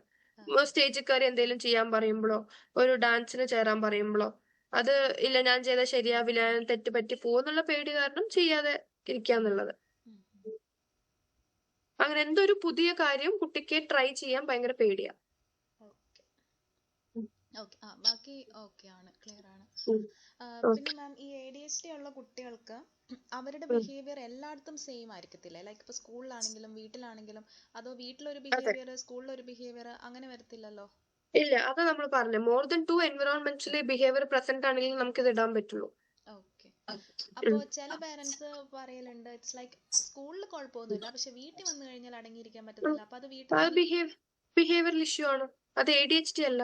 Behaviour issue. കാരണം സ്കൂളിലത്തെ റൂൾ മെയിൻ ആയിട്ട് അവർക്ക് പിന്നെ ഫോളോ ചെയ്യാൻ പറ്റുന്നുണ്ടോന്നല്ലേ ADHDയുടെ മെയിൻ ആയിട്ടുള്ള ഒരു കാര്യമായിട്ട് നമ്മൾ നോക്കേണ്ടതാണോ? കാരണം റൂൾസ് ഇല്ലല്ലോ, റൂൾസ് ഫോളോ ചെയ്യുന്നുള്ളത് കണ്ടക്ട് ഡിസോർഡറിന്റെ ഇതാ. കണ്ടക്ട് ഡിസോർഡറുള്ള കുട്ടികൾക്ക് റൂൾസ് ഫോളോ ചെയ്യാൻ ഒരു ബുദ്ധിമുട്ട്. ഓക്കെ എ അപ്പം ഡി എച്ച് ഉള്ള കുട്ടികൾക്ക് അങ്ങനെ റൂൾസ് ഫോളോ ചെയ്യാൻ ബുദ്ധിമുട്ടൊന്നും അതല്ല അവരുടെ മെയിൻ ഇത്. അത് ന്യൂറോ ഡെവലപ്മെന്റിലല്ലേ. ഓക്കെ എ ഡി എച്ച് ഉള്ള കുട്ടികൾക്ക് ഒരു സ്ഥലത്ത് ഇരിക്കാൻ ഭയങ്കര റെസ്റ്റ്ലെസ് ആയിരിക്കും. അങ്ങനത്തെ ഇതൊക്കെയാണ് കൂടുതൽ. അങ്ങനെ റൂൾസ് കാര്യമായിട്ട് റൂൾസ് ഫോളോ ചെയ്യാൻ പറ്റുക അങ്ങനെയൊന്നുമില്ല. ഓക്കെ അപ്പോൾ സ്കൂളിലത്തെ ആ ഒരു സ്ട്രക്ചർ ഫോളോ ചെയ്യാൻ പറ്റുന്നുണ്ട്, ഇപ്പൊ ക്ലാസ്സിലൊക്കെ ഇരിക്കാൻ പറ്റുന്നുണ്ട്, അതൊക്കെ ഓക്കെ. പക്ഷെ വീട്ടിൽ വരുമ്പോൾ പറ്റത്തില്ല എന്ന് പറയുമ്പോൾ ബിഹേവിയറൽ ഇഷ്യൂസ് എന്നുള്ള രീതിയിലേക്ക് വരും അല്ലെ? അതെ, ബിഹേവിയറൽ ഇഷ്യൂസ് പാരന്റിങ്ങിന്റെ കാരണമാവും. Okay. A D H D എന്ന് പറയുമ്പോൾ രണ്ടും സെയിം ആയിട്ട് വീട്ടിലും ഒരേപോലെ തന്നെ ആയിരിക്കും, അതെ സ്കൂളിലും ഒരുപോലെ ആയിരിക്കും, ബാക്കി എല്ലാ സിനാരിയോയിലും ഇങ്ങനെ ഒരേ അതെ കാണിക്കും അല്ലെ? അത് നമ്മൾ പറഞ്ഞു. ഇപ്പൊ നമ്മളൊരു ക്വസ്റ്റ്യൻ ഉണ്ട്, കുട്ടി ഡസ് ഈ ക്ലൈംബ് അറൌണ്ട് തിങ്സ്. അപ്പൊ നമ്മുടെ വീട്ടിലെ എല്ലാ കുട്ടികളും കാണാം ഒരു ഏജിലൊക്കെ ഈ എന്താ കമ്പി പിടിച്ച് കയറുക, അങ്ങനത്തെ ബിഹേവിയർ ഒക്കെ നോർമൽ എല്ലാ കുട്ടികളും ഉണ്ടാവും. പക്ഷെ ഒരു ഗസ്റ്റിന്റെ വീട്ടിൽ പോയാലും അതേപോലെ ചെയ്യാറുണ്ടോ? ഒരു കല്യാണ വീട്ടിൽ പോയാലും അവിടെ അതേപോലെ ചെയ്യാറുണ്ടോ? സ്കൂളിൽ പിടിച്ചോ അതേപോലെ ചെയ്യാറുണ്ടോ? വേറെ ഒരു കുട്ടികളും അങ്ങനെ ചെയ്യണില്ല. ഒറ്റയ്ക്കാണെങ്കിലും കുട്ടി അങ്ങനെ ചെയ്യാറുണ്ടോ? That is the problem. ഇപ്പൊ ഒരു ഗസ്റ്റിന്റെ വീട്ടിൽ പോയി, അവിടെ ഒരു 5-6 പിള്ളേരുണ്ട്, ആ പിള്ളേരൊക്കെ ഇതാ ചെയ്യണ, അപ്പൊ ഈ കുട്ടി അത് ചെയ്യണു, ദാറ്റ് ഇസ് ഓക്കെ. പക്ഷെ അങ്ങനെ ഒരു ബിഹേവിയർ എല്ലാ സ്ഥലത്തും ആ കുട്ടി അങ്ങനത്തെ ബിഹേവിയർ കാണാറുണ്ടെങ്കിൽ അത് പ്രോബ്ലമാറ്റിക് ആയിട്ടുള്ളൂ. ഓക്കെ. അതുപോലെ 46 മാം, ഈ സാഡ്, അൺഹാപ്പി ഓർ ഡിപ്രസ്ഡ്, അപ്പൊ ഈ പിള്ളേർ അങ്ങനെ സാഡ് ആയിട്ട് ഇരിക്കാറുണ്ടോ? എ ഡി എച്ച് ഡി പിള്ളേർ, ഐ മീൻ ഈ ഇത്തരത്തിലുള്ള അവരെപ്പോഴും അതാ ഇങ്ങനെ വൈബ്രന്റ് ആയിട്ട് നടക്കുമായിരിക്കുമല്ലോ? ടെസ്റ്റിൽ ഞാൻ ഈ സ്കോറിംഗ് പഠിപ്പിച്ചപ്പോ കേട്ടായിരുന്നു. ഇല്ല, ഇപ്പൊ പറഞ്ഞത് കേട്ടില്ല, കൊച്ചു ചെറിയൊരു ഓക്കെ, ഇതിൽ എ ഡി എച്ച് ടി മാത്രമല്ല, ഇതിൽ ഫസ്റ്റ് 18 ഐറ്റംസ് വരെ എ ഡി എച്ച് ടി ഉള്ളൂ. അത് കഴിഞ്ഞ് വരുന്നത് O D D, conduct disorder, പിന്നെ ലാസ്റ്റത്തെ കുറച്ച് ഐറ്റംസ് ഇവിടുത്തെ ഒരു ഈ 42 അല്ല 41 തൊട്ട് 47 വരെയുള്ള ഐറ്റം ആൻസൈറ്റിയും ഡിപ്രഷന്റെ ആണ്. അങ്ങനെ മൂഡിൽ എന്തെങ്കിലും ഇഷ്യൂസ് ഉണ്ടോന്നാണ് ഇവിടെ നോക്കുന്നത്. അപ്പൊ അതിനുള്ള ക്വസ്റ്റ്യൻസ് അത്. ബാക്കി ഞാൻ മാം അയക്കുന്ന ഡീറ്റെയിൽസ് ഞാൻ വായിച്ചു നോക്കിക്കോളാം. അതുപോലെ മാം 55th one, last one, participation in organised activities എന്നുള്ളത് അതും നമ്മൾ എക്സ്പ്ലെയിൻ ചെയ്തിട്ടുണ്ടായിരുന്നു. ഞാൻ കേട്ടില്ല. Okay, participation in organised activities എന്ന് പറയുമ്പോൾ ടീമായിട്ടുള്ള എന്തെങ്കിലും ഗ്രൂപ്പായിട്ട് കളിക്കുന്ന ആക്ടിവിറ്റീസ്, ടീം ആക്ടിവിറ്റീസ്, കളിയും ആവാം. അല്ലെങ്കിൽ ഇപ്പം സ്കൂളിലെ ഒരു ഗ്രൂപ്പ് ആക്ടിവിറ്റീസ് ഒക്കെ കൊടുക്കില്ലേ, 5-6 കുട്ടികൾ ഒരുമിച്ചിരുന്ന് ചെയ്യാനുള്ള ഇതൊക്കെ, അതിനൊക്കെ കുട്ടിയുടെ ബിഹേവിയർ എങ്ങനെയാണ് അതൊക്കെ ചെയ്യുമ്പോൾ കോപ്പറേറ്റീവ് ആണെങ്കിൽ, നല്ലപോലെ കോപ്പറേറ്റീവ് ആണെങ്കിൽ എക്സലന്റ് കൊടുക്കാം. വലിയ തരക്കേടില്ല എന്നുണ്ടെങ്കിൽ ആവറേജ് ഇരിക്കും. അങ്ങനെ ബുദ്ധിമുട്ടൊന്നും ഇല്ലാന്നുണ്ടെങ്കിൽ, ഇത് ചെറിയൊരു പ്രോബ്ലം ഉണ്ട് അങ്ങനെ ടീംസിലൊക്കെ കോപ്പറേറ്റ് ചെയ്യാനും കളിക്കുകയാണെന്നുണ്ടെങ്കിൽ വളരെ പ്രോബ്ലമാറ്റിക് ആണ്. ടീമിലൊന്നും ഒട്ടും കുട്ടി കോപ്പറേറ്റീവ് അല്ലാന്നുണ്ടെങ്കിൽ 5, ആ രീതിക്ക് അത് മാർക്ക് ചെയ്യാം. Okay ma'am, thank you ma'am. ഞാൻ ആ സമയത്ത് കുറച്ച് ക്രാങ്ക് ആയിരുന്നു, ഞാൻ പിന്നെ അതിന്റെ അടുത്തൊന്നും പോകുന്നില്ലായിരുന്നു, ഇപ്പോഴാണ് കൊടുത്തിട്ട് വന്നത്, sorry. Okay, thank you ma'am. നമുക്ക് എന്നാ പിന്നെ ഇന്നത്തെ ടെസ്റ്റിലോട്ട് പോവാം. ഇന്നത്തെ ആദ്യത്തെ പ്രോബ്ലം ബിഹേവിയർ ക്വസ്റ്റ്യൻ ആണ്. ഇത് നമ്മൾ എന്തിനാ ചെയ്യാന്ന് വെച്ചാ, നമ്മൾ ബിഹേവിയർ തെറപ്പി ചെയ്യുമ്പോൾ, ബിഹേവിയർ തെറപ്പിയിൽ ഈ അപ്ലൈഡ് ബിഹേവിയർ അനാലിസിസ് AB ഒക്കെ ചെയ്യുമ്പോൾ നമ്മുടെ ഫസ്റ്റ് സ്റ്റെപ്പാണ് ആദ്യം പ്രോബ്ലം ബിഹേവിയർ എന്താണെന്ന് ഐഡന്റിഫൈ ചെയ്യണത്. അതാണ് നമ്മുടെ ഫസ്റ്റ് സ്റ്റെപ്പ്. നമ്മളൊരു തെറപ്പി സ്റ്റാർട്ട് ചെയ്യണ മുമ്പ്. ഇത് ഡയഗ്നോസ്റ്റിക് ഇതൊന്നും അല്ല, സ്ക്രീനിങ് ടെസ്റ്റോ ഡയഗ്നോസ്റ്റിക് ടെസ്റ്റോ അങ്ങനെ ഒന്നും അല്ല കേട്ടോ. ഇത് ജസ്റ്റ് നമ്മള് തെറപ്പി സ്റ്റാർട്ട് ചെയ്യണ മുമ്പ് ആ തെറപ്പിന്റെ ഫസ്റ്റ് സ്റ്റെപ്പാണ് പ്രോബ്ലം ബിഹേവിയർ ഐഡന്റിഫൈ ചെയ്യുക. കുറെ പ്രോബ്ലം ബിഹേവിയർ ഉണ്ടാവും. ഇപ്പം ഒരു ADHD ഉള്ള കുട്ടിയാണ് വരണമെങ്കിൽ, അല്ലെങ്കിൽ ഒരു കണ്ടക്ട് ഇഷ്യൂസ് ഉള്ള കുട്ടിയാണ് വരണമെങ്കിൽ കുറെ പ്രോബ്ലം ബിഹേവിയർ ഉണ്ടാവും. അതിൽ നമ്മൾ 1 by 1 വർക്ക് ചെയ്യാൻ സ്റ്റാർട്ട് ചെയ്യുക. അപ്പം അതിലും ഏറ്റവും ഡോമിനന്റ് ആയിട്ടുള്ള, ഇപ്പൊ ഏറ്റവും കറന്റ്ലി ഭയങ്കര പ്രോബ്ലമാറ്റിക് ആയിട്ടുള്ള ഒരു പ്രോബ്ലം ബിഹേവിയർ എടുക്കുക. Let's take the behaviour as കുട്ടി എന്താ എന്തെങ്കിലും ഒരു ബിഹേവിയർ പറഞ്ഞേ. ഞാൻ പറയട്ടെ. പറഞ്ഞോളൂ. ഞാൻ ഈ അന്ന് പറഞ്ഞില്ലേ ഓട്ടിസം സ്പെക്ട്രത്തിലുള്ള ആ ഒരു കാര്യം പറയട്ടെ. അതായത് എപ്പോഴും ID കാർഡിനോടുള്ള എപ്പോഴും ഉള്ള ഒബ്സഷൻ, കീൻ ഇൻട്രസ്റ്റ്. ഓക്കെ, അത് സ്പെസിഫിക്കലി ID കാർഡിന് മാത്രമായിട്ട് എടുക്കണോ? സ്പെസിഫിക്കലി ID കാർഡാണ്. ഓക്കെ, ID കാർഡിനോടുള്ള ഒരു ഒബ്സഷൻ. ഓക്കെ, ഇതിൽ നമുക്ക് വലിയ റിസൾട്ട് കിട്ടില്ലായിരിക്കും. It's okay, let's take it like that. അപ്പം ഈ ബിഹേവിയർ നമുക്ക് തെറപ്പി ചെയ്യണ മുമ്പ് നമുക്ക് ഈ ഫങ്ഷൻ ഓഫ് ബിഹേവിയർ ഐഡന്റിഫൈ ചെയ്യണം. ഫങ്ഷൻസ് ഓഫ് ബിഹേവിയർ എന്താന്നായിരിക്കുമല്ലോ അറിയോ? ആരാണേലും പറഞ്ഞോളൂ. ഫങ്ഷൻസ് ഓഫ് ബിഹേവിയർ എന്താന്ന് കേട്ടിട്ടുണ്ടോ? അറിയോ എന്താന്ന്? അതെപ്പോഴാണ്, എങ്ങനെയൊക്കെയാണ്, ഫ്രീക്വൻസി അങ്ങനെയാണോ? അല്ല, അതിന്റെ അത് അറിയില്ല. ഓക്കെ. ബിഹേവിയറിന്റെ ഫ്രീക്വൻസിയും കാര്യങ്ങളൊക്കെ, ഡ്യൂറേഷനും ഫ്രീക്വൻസിയും കാര്യങ്ങളൊക്കെ നോക്കിയിട്ടാണ് നമ്മൾ ഏതാണ് ഇപ്പൊ ഡോമിനന്റ് ആയിട്ടുള്ള പ്രോബ്ലം ബിഹേവിയർ എന്ന് ചൂസ് ചെയ്യണം. ഈ ബിഹേവിയറിന്റെ ഫംഗ്ഷൻ മാം എന്താന്ന് മാം സോറി മാം, പറഞ്ഞു. റീസൺസ് ആണോ? എന്ത് റീസൺ കൊണ്ടാണ് പ്രോബ്ലമാറ്റിക് ബിഹേവിയർ കാണിക്കുന്നത്? അതെ, റീസൺ ഒരു motive, basically what is the function of that behaviour, why that behaviour എന്നുള്ളത്. അപ്പൊ നമ്മൾ മെയിൻ ആയിട്ട് 4 ഫംഗ്ഷൻസ് പറയുന്നുണ്ട്. എനിക്ക് തോന്നുന്നു ഈ ക്വസ്റ്റ്യനറിൽ 6 ഫംഗ്ഷൻസ് എങ്ങാനും പറയുന്നുണ്ട്. സെൻസറി അല്ലെങ്കിൽ നമ്മൾ സെൽഫ് സ്റ്റിമുലേറ്റിംഗ് എന്ന് പറയും. സെൽഫ് സ്റ്റിമുലേറ്റിംഗ് ബിഹേവിയർ ഉണ്ടാവും, കുട്ടിയുടെ സ്വന്തം പ്ലഷറിന് വേണ്ടിയിട്ടുള്ള ബിഹേവിയർ, വേറെ ഒന്നും അല്ലാതെ. ഇത് നമ്മൾ കൂടുതലും സെൻസറി അല്ലെങ്കിൽ സെൽഫ് സ്റ്റിമുലേറ്റിംഗ് ബിഹേവിയർ ഓട്ടിസം ഉള്ള കുട്ടികളിലാണ് കാണുക, അല്ലാതെ ബാക്കിയുള്ള ഇതിൽ നമ്മൾ കാണില്ല. നമ്മൾ പറഞ്ഞ ജെനിറ്റൽ ഓർഗൻസ് ഇതാക്കുക, ഒറ്റയ്ക്ക് ഇരുന്ന് ഷൗട്ട് ചെയ്യുക, പിന്നെ ഈ സ്വന്തം സെൽഫ് ബൈറ്റ് ചെയ്യുക, സ്മെല് ചെയ്യുക, അങ്ങനത്തതൊക്കെ സെൻസറി അല്ലെങ്കിൽ സെൽഫ് സ്റ്റിമുലേറ്റിംഗ് ആയിട്ടുള്ള ബിഹേവിയർ ആണ്. പിന്നെ എസ്കേപ്പ് ഓർ അവോയ്ഡൻസ് എന്ന് പറയും. എസ്കേപ്പ് ഓർ അവോയ്ഡൻസ് എന്ന് പറയുമ്പോൾ ഇപ്പൊ കുളിക്കാൻ ഇഷ്ടമല്ല, അപ്പൊ അതിന് എസ്കേപ്പ് ആവാൻ വേണ്ടിയിട്ട് കാണിക്കുന്ന ബിഹേവിയർ. ഓക്കെ, എന്തെങ്കിലും ഒരു ഇതിന് എസ്കേപ്പ് ആവാനോ അല്ലെങ്കിൽ അത് അവോയ്ഡ് ചെയ്യാനോ വേണ്ടിയിട്ട് കാണിക്കുന്ന ഒരു പ്രോബ്ലം ബിഹേവിയർ. അപ്പൊ അതിന്റെ ആ പ്രോബ്ലം ബിഹേവിയറിന്റെ ഫംഗ്ഷൻ എസ്കേപ്പ് ഓർ അവോയ്ഡൻസ് ആണ്. പിന്നെ അറ്റൻഷൻ സീക്കിങ്. ഒരു ഇപ്പൊ ചില കുട്ടികൾ കാണാം, വീട്ടില് ഗസ്റ്റ് ഒക്കെ അല്ലെങ്കിൽ അമ്മ ബിസി ആയിരിക്കുമ്പോഴോ അങ്ങനെ എന്തെങ്കിലും ഇരിക്കുന്ന സമയത്തായിരിക്കും ഭയങ്കര ടാൻട്രംസ് കാണിക്കണേ. അല്ലെങ്കിൽ എന്താ, നമ്മുടെ ഒരു കുട്ടി ഉണ്ടായിരുന്നു, ആ കുട്ടി ഇങ്ങനെ വെള്ളം കൊണ്ടുവന്ന് ഒഴിക്കും, ഹാളിൽ ഒഴിക്കും, അവിടെ ഇവിടെയൊക്കെ ഒഴിച്ചിടും. അപ്പൊ ഇങ്ങനത്തെ ബിഹേവിയർ കാണിക്കുമ്പോൾ നമ്മൾ കുറെ നോക്കിയപ്പോ അതിന്റെ കുട്ടിയുടെ മെയിൻ ആയിട്ടുള്ള മോട്ടീവ് എന്തായിരുന്നു, അവൻ എപ്പോഴും ഈ വെള്ളം ഒഴിക്കുമ്പോഴൊക്കെയാണ് അമ്മ വർക്ക് ഫ്രം ഹോമാ, അപ്പൊ അതിന്റെ ഇടയിലും വർക്കൊക്കെ വിട്ടോണ്ട് വന്ന് ഇവനെ ചീത്ത പറയും, ഇവന്റെ പുറകെ നടക്കും. അപ്പൊ ആ കുട്ടിക്ക് ആ സമയത്താണ് അറ്റൻഷൻ കിട്ടണേ. അപ്പൊ അവന്റെ അതിന്റെ മോട്ടീവ് എന്താ, അറ്റൻഷൻ സീക്കിംഗ് ആണ്. പിന്നെ ടാൻജിബിൾ, എന്തെങ്കിലും ഒരു സാധനം കിട്ടാൻ വേണ്ടിയിട്ട്, ഫോൺ കിട്ടാൻ വേണ്ടിയിട്ട്, ചോക്ലേറ്റ് കിട്ടാൻ വേണ്ടിയിട്ട്, അങ്ങനെ എന്തെങ്കിലും ഒരു ഓബ്ജക്റ്റ്, അറ്റൻഷൻ കിട്ടാൻ വേണ്ടിയിട്ടല്ല, അതല്ലാണ്ട് എന്തെങ്കിലും ഒരു ഓബ്ജക്റ്റ്, എന്തെങ്കിലും ഒരു സാധനം കിട്ടാൻ വേണ്ടിയിട്ട് കാണിക്കുന്ന ബിഹേവിയർ ഫോർ ടാൻജിബിൾസ് എന്ന് പറയും. ഫോൺ കിട്ടാൻ വേണ്ടിയിട്ടൊക്കെ കുട്ടികൾ കുറെ ടാൻട്രംസ് കാണിക്കില്ലേ, അപ്പൊ അതൊക്കെ ടാൻജിബിളിൽ വരും. പിന്നെ കൺട്രോള്, കുട്ടിക്ക് കൺട്രോളിങ് ആവാൻ വേണ്ടിയിട്ട്, കുട്ടിക്ക് ടു ബി ഇൻ കൺട്രോൾ കാണിക്കുന്ന ഒരു ബിഹേവിയർ. പിന്നെ സെറ്റിംഗ് ഓൺ എൻവിറോൺമെന്റ്. കൺട്രോൾ എന്താ മാം, ഒന്നുകൂടെ പറഞ്ഞ എന്താ ഉദ്ദേശിക്കണേ? കൺട്രോളിങ് ആവാൻ വേണ്ടിയിട്ട്, കുട്ടിക്ക് കൺട്രോൾ കിട്ടാൻ വേണ്ടിയിട്ട് കാണിക്കുന്ന ബിഹേവിയർ. ഇപ്പൊ അവൻ സിബ്ലിങ്ങിനെ അടിക്കണു, അല്ലെങ്കിൽ അതാണ് ഇപ്പൊ നമ്മുടെ പ്രോബ്ലം ബിഹേവിയർ. സിബ്ലിങ്ങിനെ വല്ലാണ്ട് പിച്ചോ അടിക്കുകയോ ഒക്കെ ചെയ്യും. അപ്പൊ നമ്മൾ കുറെ നോക്കുമ്പോൾ നമ്മൾ ഐഡന്റിഫൈ ചെയ്തത് അത് അവന് ആ കൺട്രോൾ കിട്ടാൻ വേണ്ടിയിട്ടാണ്. ചിലപ്പോ അതും അറ്റൻഷൻ സീക്കിങ്. ഇപ്പൊ നമ്മള് ആ ഒരു അവന്റെ അണ്ടറിൽ കാര്യങ്ങൾ നടക്കണം എന്നുള്ള ആ ഒരു കൺട്രോൾ കിട്ടാൻ.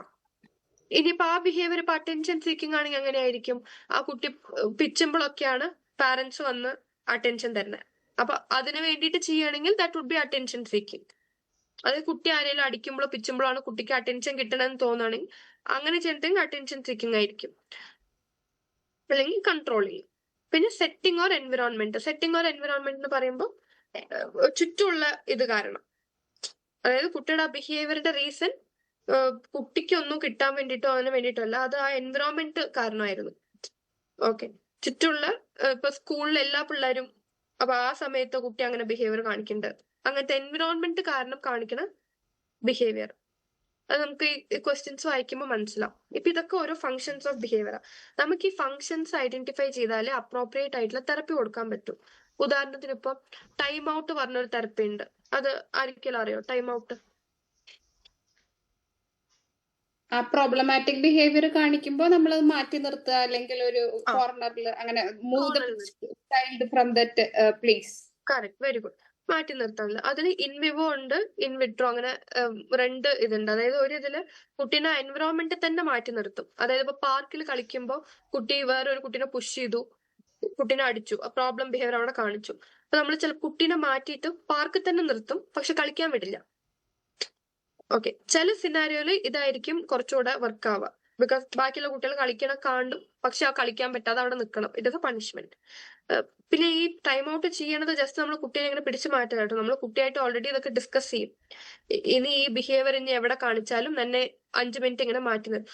പിന്നെ ADHD ഉള്ള കുട്ടികൾക്കൊന്നും ടൈം ഔട്ട് 10 മിനിറ്റ് 15 മിനിറ്റ് ഒന്നും കൊടുക്കരുത്. Maximum 5 minute. 5 മിനിറ്റ് തന്നെ കൂടുതലാ.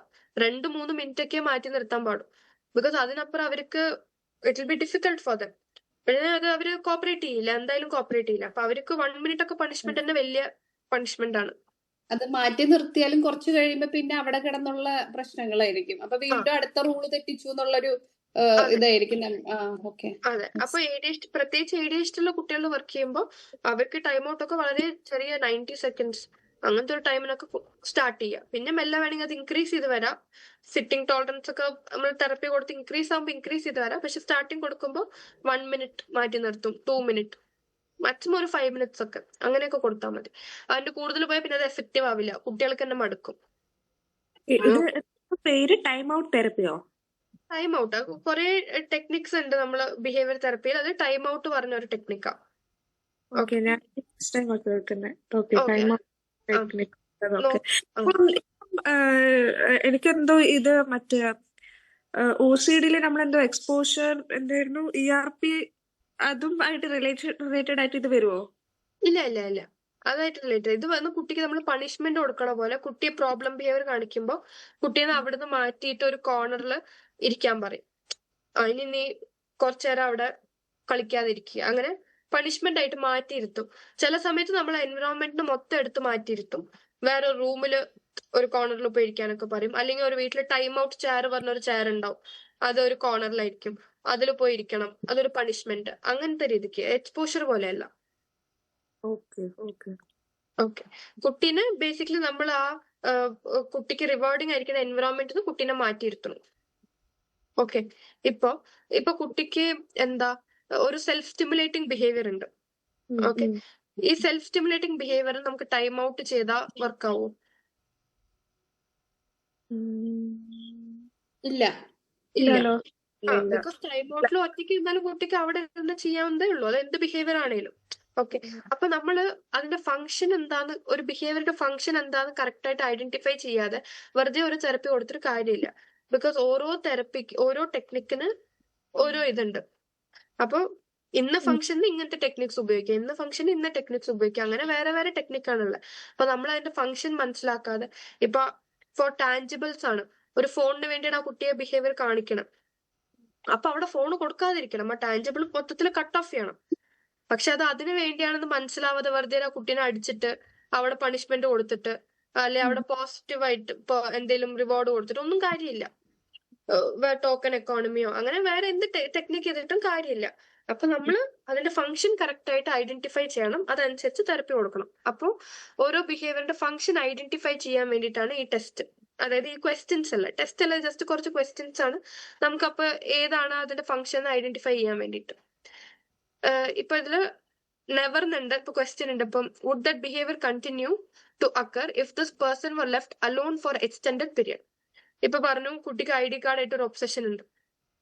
ഓക്കെ. കുട്ടീനെ കുറെ നേരം ഒറ്റയ്ക്ക് ഇരുത്തിയാലും ഈ ബിഹേവിയർ കണ്ടിന്യൂ ചെയ്യൂ എന്ന് അവർ ചോദിക്കും. 90% ഓഫ് ദ ടൈം ഉണ്ട്. കുട്ടി ഒറ്റയ്ക്ക് ഇരുത്തിയാലും ID കാർഡ് ആയിട്ട് ഇങ്ങനെ കളിച്ചുകൊണ്ടിരിക്കലും ID കാർഡ് ആയിട്ട് ഒബ്സസ്ഡ് ആയിട്ട് ഇരിക്കുകയാണ്.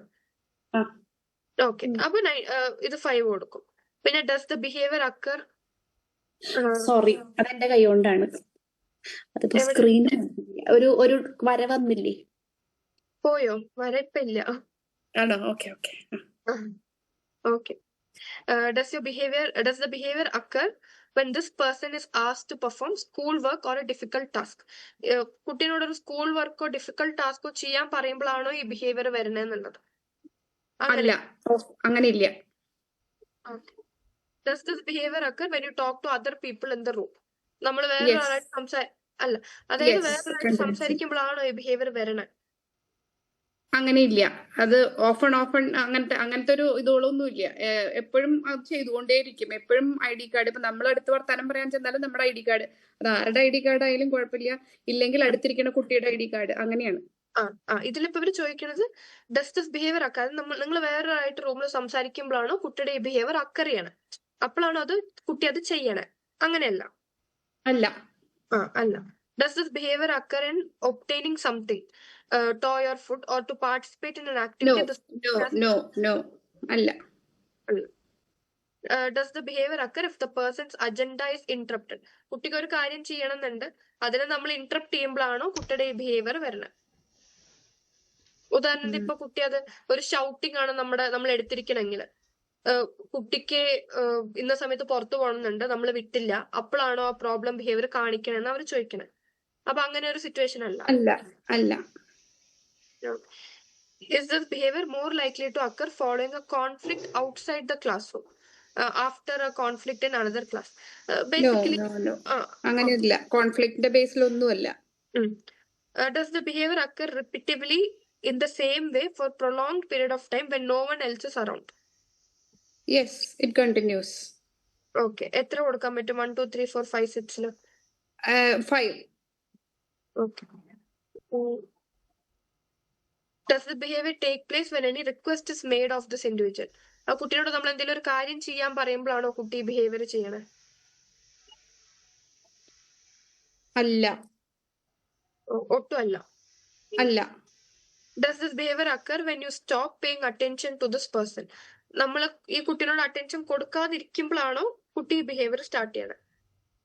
രണ്ട് സമയത്തും ചെയ്യാറുണ്ട്, ഏത് സമയത്തും ചെയ്യാറുണ്ട്. So does the behaviour ochre when you stop paying attention എന്നുള്ളതിൽ റെലവൻസ് ഇല്ല. നോ. ഇപ്പൊ ബേസിക്കലി ഇപ്പൊ നമ്മളൊരു ടീച്ചറാണ്, നമ്മൾ ആ കുട്ടിയായിട്ട് അറ്റൻഷൻ കൊടുക്കുമ്പോ, പഠിപ്പിക്കുമ്പോ, സംസാരിക്കുമ്പോ ഒന്നും ആ ബിഹേവിയർ കാണിക്കുന്നില്ല. പിന്നെ ഞാൻ വേറൊരു കുട്ടിയെടുത്ത് അല്ലെങ്കിൽ ആ അറ്റൻഷൻ സ്റ്റോപ്പ് ചെയ്തിട്ട് ഞാൻ പോകുമ്പോഴാണ് കുട്ടി ഈ ബിഹേവിയർ കാണിക്കണേ. അങ്ങനെ ഉണ്ടോന്നാ ചോദിക്കണേ? ഇല്ല. Does the behavior occur when you take away something? Example, കുട്ടിയുടെ ഫേവറേറ്റ് ടോയോ ഫുഡോ കുട്ടിയുടെ ഇഷ്ടമുള്ള സാധനം എടുക്കുമ്പോഴാണോ കുട്ടി ബിഹേവിയർ കാണിക്കണേ? അതിലും റെലവൻസ് ഇല്ല, 0. Okay. Does the behavior occur when the person is given a firm directive or when bossed? നമ്മൾ ആ കുട്ടീനെ കൺട്രോൾ ചെയ്യാൻ നോക്കുമ്പോഴോ, നമ്മൾ ആ കുട്ടീനെ അങ്ങനെ ചെയ്യരുത് ഇങ്ങനെ ചെയ്യുന്നൊക്കെ പറയുമ്പോഴാണോ കുട്ടി ഈ ബിഹേവിയർ കാണിക്കണേ? റെലവൻസ് ഇല്ല. Is this behavior more likely to occur throughout the day following an earlier episode? അതായത് ഫോളോയിങ് ആൻ ഏർലിയർ എപ്പിസോഡ് എന്ന് പറഞ്ഞു കഴിഞ്ഞാൽ, ഫോളോയിങ് ആൻ ഏർലിയർ എപ്പിസോഡ് എന്ന് ഉദ്ദേശിച്ചത് ഓൾറെഡി ആ കുട്ടി കുറച്ചേരം ഇങ്ങനെ കാണിച്ചായിരുന്നു, ഫോളോയിങ് ദാറ്റ് എപ്പിസോഡ് പിന്നെയും ത്രൂ ഔട്ട് ദ ഡേ ആ ബിഹേവിയർ അക്കർ ചെയ്യാൻ it is likely.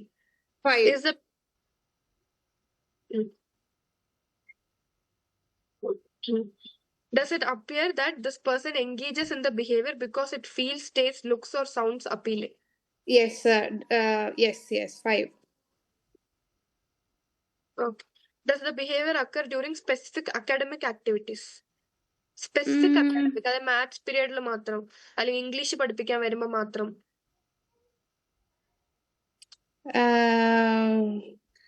During specific academic ആക്ടിവിറ്റീസിന്റെ സമയത്ത് മാത്രമാണോ? അങ്ങനെയില്ല, 0. When the behavior occurs, do others verbally respond or laugh at the student?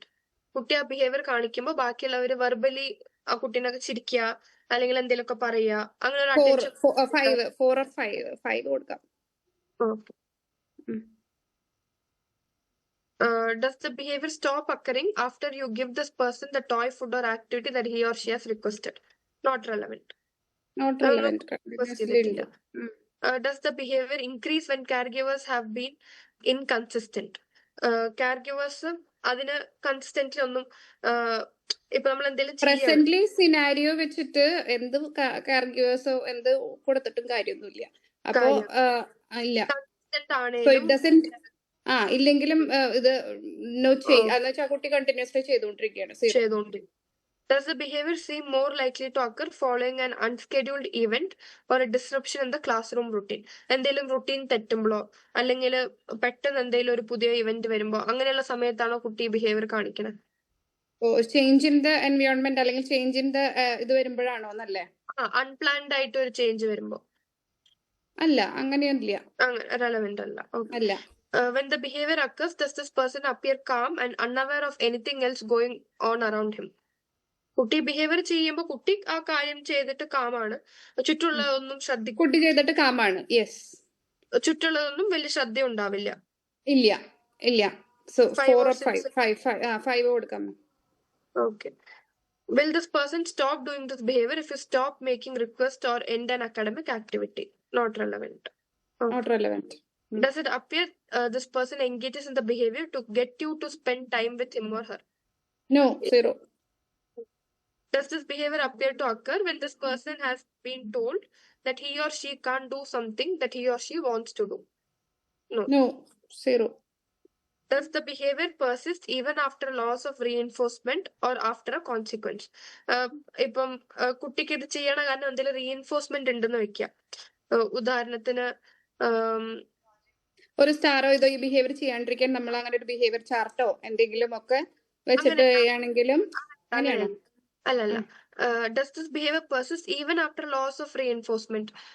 ഇപ്പൊ കുട്ടിക്ക് ഇത് ചെയ്യണ കാരണം എന്തോ ഒരു റീഎൻഫോഴ്സ്മെന്റ് കിട്ടുന്നുണ്ടെന്ന് വെക്കാം. അതായത് ഇപ്പൊ കുട്ടി ഒരു കുട്ടീനെ തള്ളിയിട്ടു, അല്ലെങ്കിൽ അത് തള്ളിയിട്ടത് അല്ലെങ്കിൽ ഫൈറ്റ് ചെയ്തത് അല്ലെങ്കിൽ ഷൗട്ട് ചെയ്തത് എന്തോ ഒരു സാധനം കിട്ടാൻ വേണ്ടിയിട്ടാണ്, മൊബൈലോ എന്തെങ്കിലും കിട്ടാൻ വേണ്ടിയിട്ടാണ്. ആ റീഎൻഫോഴ്സ്മെന്റ് ഇല്ല, കിട്ടിയില്ല, എന്നാലും ആ ബിഹേവിയർ പെർസിസ്റ്റ് ചെയ്യുന്നുണ്ട്. It's not based off a person. ഇല്ല മാം, no അല്ല. ഓർ ആഫ്റ്റർ കോൺസിക്വൻസ്, അതായത് കുട്ടി ആ ബിഹേവിയർ കാണിച്ചു, അപ്പൊ ഒരു കോൺസിക്വൻസ് കിട്ടി, കുട്ടിയെ നമ്മൾ ചീത്ത പറഞ്ഞു, പണിഷ്മെന്റ് എന്തെങ്കിലും കിട്ടി, എന്നാലും ഇല്ല, അല്ല, അതിനോട് റെലവന്റ് അല്ല, 0. Does the behavior seem more likely to occur in some setting versus others?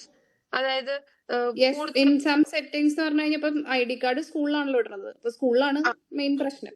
അങ്ങനെ നോക്കണ്ട. ഇപ്പൊ വീട്ടില് കുട്ടിയുടെ ID കാർഡ് വെച്ചിട്ട് അങ്ങനെ ഇരിക്കാറുണ്ടോ? അല്ല, അവളുടെ ID കാർഡ് വെച്ച് അവൾ എവിടെയാണെങ്കിലും അത് വെച്ച് കളിക്കും. അപ്പൊ അത് ബസ്സിലാണെങ്കിലും കളിക്കുന്നുണ്ട്. അപ്പൊ നമ്മൾ അത് നോക്കിയാൽ മതി. ID card obsession. അപ്പൊ 5 കൊടുക്കാം അങ്ങനെയാണെങ്കിൽ അല്ലേ? അങ്ങനെ 5 കൊടുക്കാം. Behaviour seem more likely to occur in some settings versus others. അതായത് ഈ ബിഹേവിയർ സ്കൂളിൽ മാത്രമേ ഉള്ളൂ, വേറെ എവിടെയും ഇല്ല, ചില സെറ്റിംഗിൽ മാത്രമേ ഉള്ളൂ എന്നാ ചോദിക്കണേ. അത് അങ്ങനെയല്ലല്ലോ, കുട്ടി ഏത് സെറ്റിംഗിലാണെങ്കിലും ID കാർഡ് കൊണ്ട് ഈ പരിപാടി ഉണ്ടല്ലോ.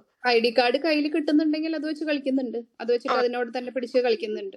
Based on the setting. ഇവർ ചോദിക്കുന്നത് ഇപ്പൊ ചില കുട്ടികൾ സ്കൂളിൽ മാത്രമേ ബിഹേവിയർ കാണിക്കണേ, വേറെ സ്ഥലത്തില്ല. പ്ലേ ഗ്രൗണ്ട് പോകുമ്പോഴാണ് ഈ ബിഹേവിയർ കാണിക്കണേ, വേറെ എവിടെയും ഇല്ല. ഓക്കെ, അങ്ങനെയാണെങ്കിൽ it is because of the setting. Something is there in the setting also. ഇവിടെ ബേസ്ഡ് ഓൺ സെറ്റിംഗ്സ് അല്ല. ഓക്കെ, ഇനി ഇതിപ്പോ ഞാൻ തന്നെ പറയാം, നമ്മൾ ചെയ്ത് വെച്ചിട്ട് ഇത് ഒരു സെൽഫ് സ്റ്റിമുലേറ്റിംഗ് ബിഹേവിയർ ആണ് കുട്ടിയുടെ. ഓക്കെ, സെൻസറി അല്ലേ? സെൻസറിയിലാ വരിക. 1, 7, 13, 19 എന്ന ഐറ്റം നോക്കാം. 1, 5, 7, 5, 13, 5, പിന്നെ 15 ഉം 5 വന്നിട്ടുണ്ട്, നമുക്കത് കൺസിഡർ ചെയ്യാം. പിന്നെ 19 ഉം 5. സി കറക്റ്റ് ആയിട്ട് 1, 7, 13, 19 4 വേറെ ഏതിനും വന്നിട്ടില്ല. അപ്പൊ ഇത് 2 5, 5, 5 വന്നാൽ ഇവിടെ ഇറ്റ് വിൽ ബി 20. പിന്നെ 15th വൺ അറ്റൻഷൻ, ഇവിടെയാണ് പിന്നെ ഒരു 5 വന്ന്, അത് കീപ് ഇറ്റ് ആസ് 5. ബാക്കിയൊക്കെ 0 ആണ്. Clearly it is sensory behaviour. ഇത് നെഗ്ലിജിബിൾ ആണ്. എന്തെങ്കിലും ഇത് കാരണമായിരിക്കും കുട്ടി അങ്ങനെ ചെയ്യണ കാരണം ബാക്കിയുള്ളവര് അത് കണ്ട് ചിരിക്കണതായിരിക്കും. അപ്പൊ കുട്ടി അത് ബോധർ ചെയ്യണില്ലല്ലോ. അതെ, ബോധർ ചെയ്യണില്ല, കുട്ടി അതിന് ബോധവടല്ല. നമ്മളിവിടെ ഈ അറ്റൻഷനിൽ അവർ ഉദ്ദേശിച്ച ശരിക്കും എന്താ വെച്ചാൽ, കുട്ടി ഈ ബിഹേവിയർ കാണിക്കുമ്പോ ബാക്കിയുള്ള കുട്ടികളൊക്കെ കണ്ട് ചിരിക്കുക, അതിന് അറ്റൻഷൻ കൊടുക്കുക. അപ്പൊ അത് മോട്ടിവേറ്റ് ആയിട്ടാണ് ഇവനിത് ചെയ്യണേ എന്നുള്ളത്.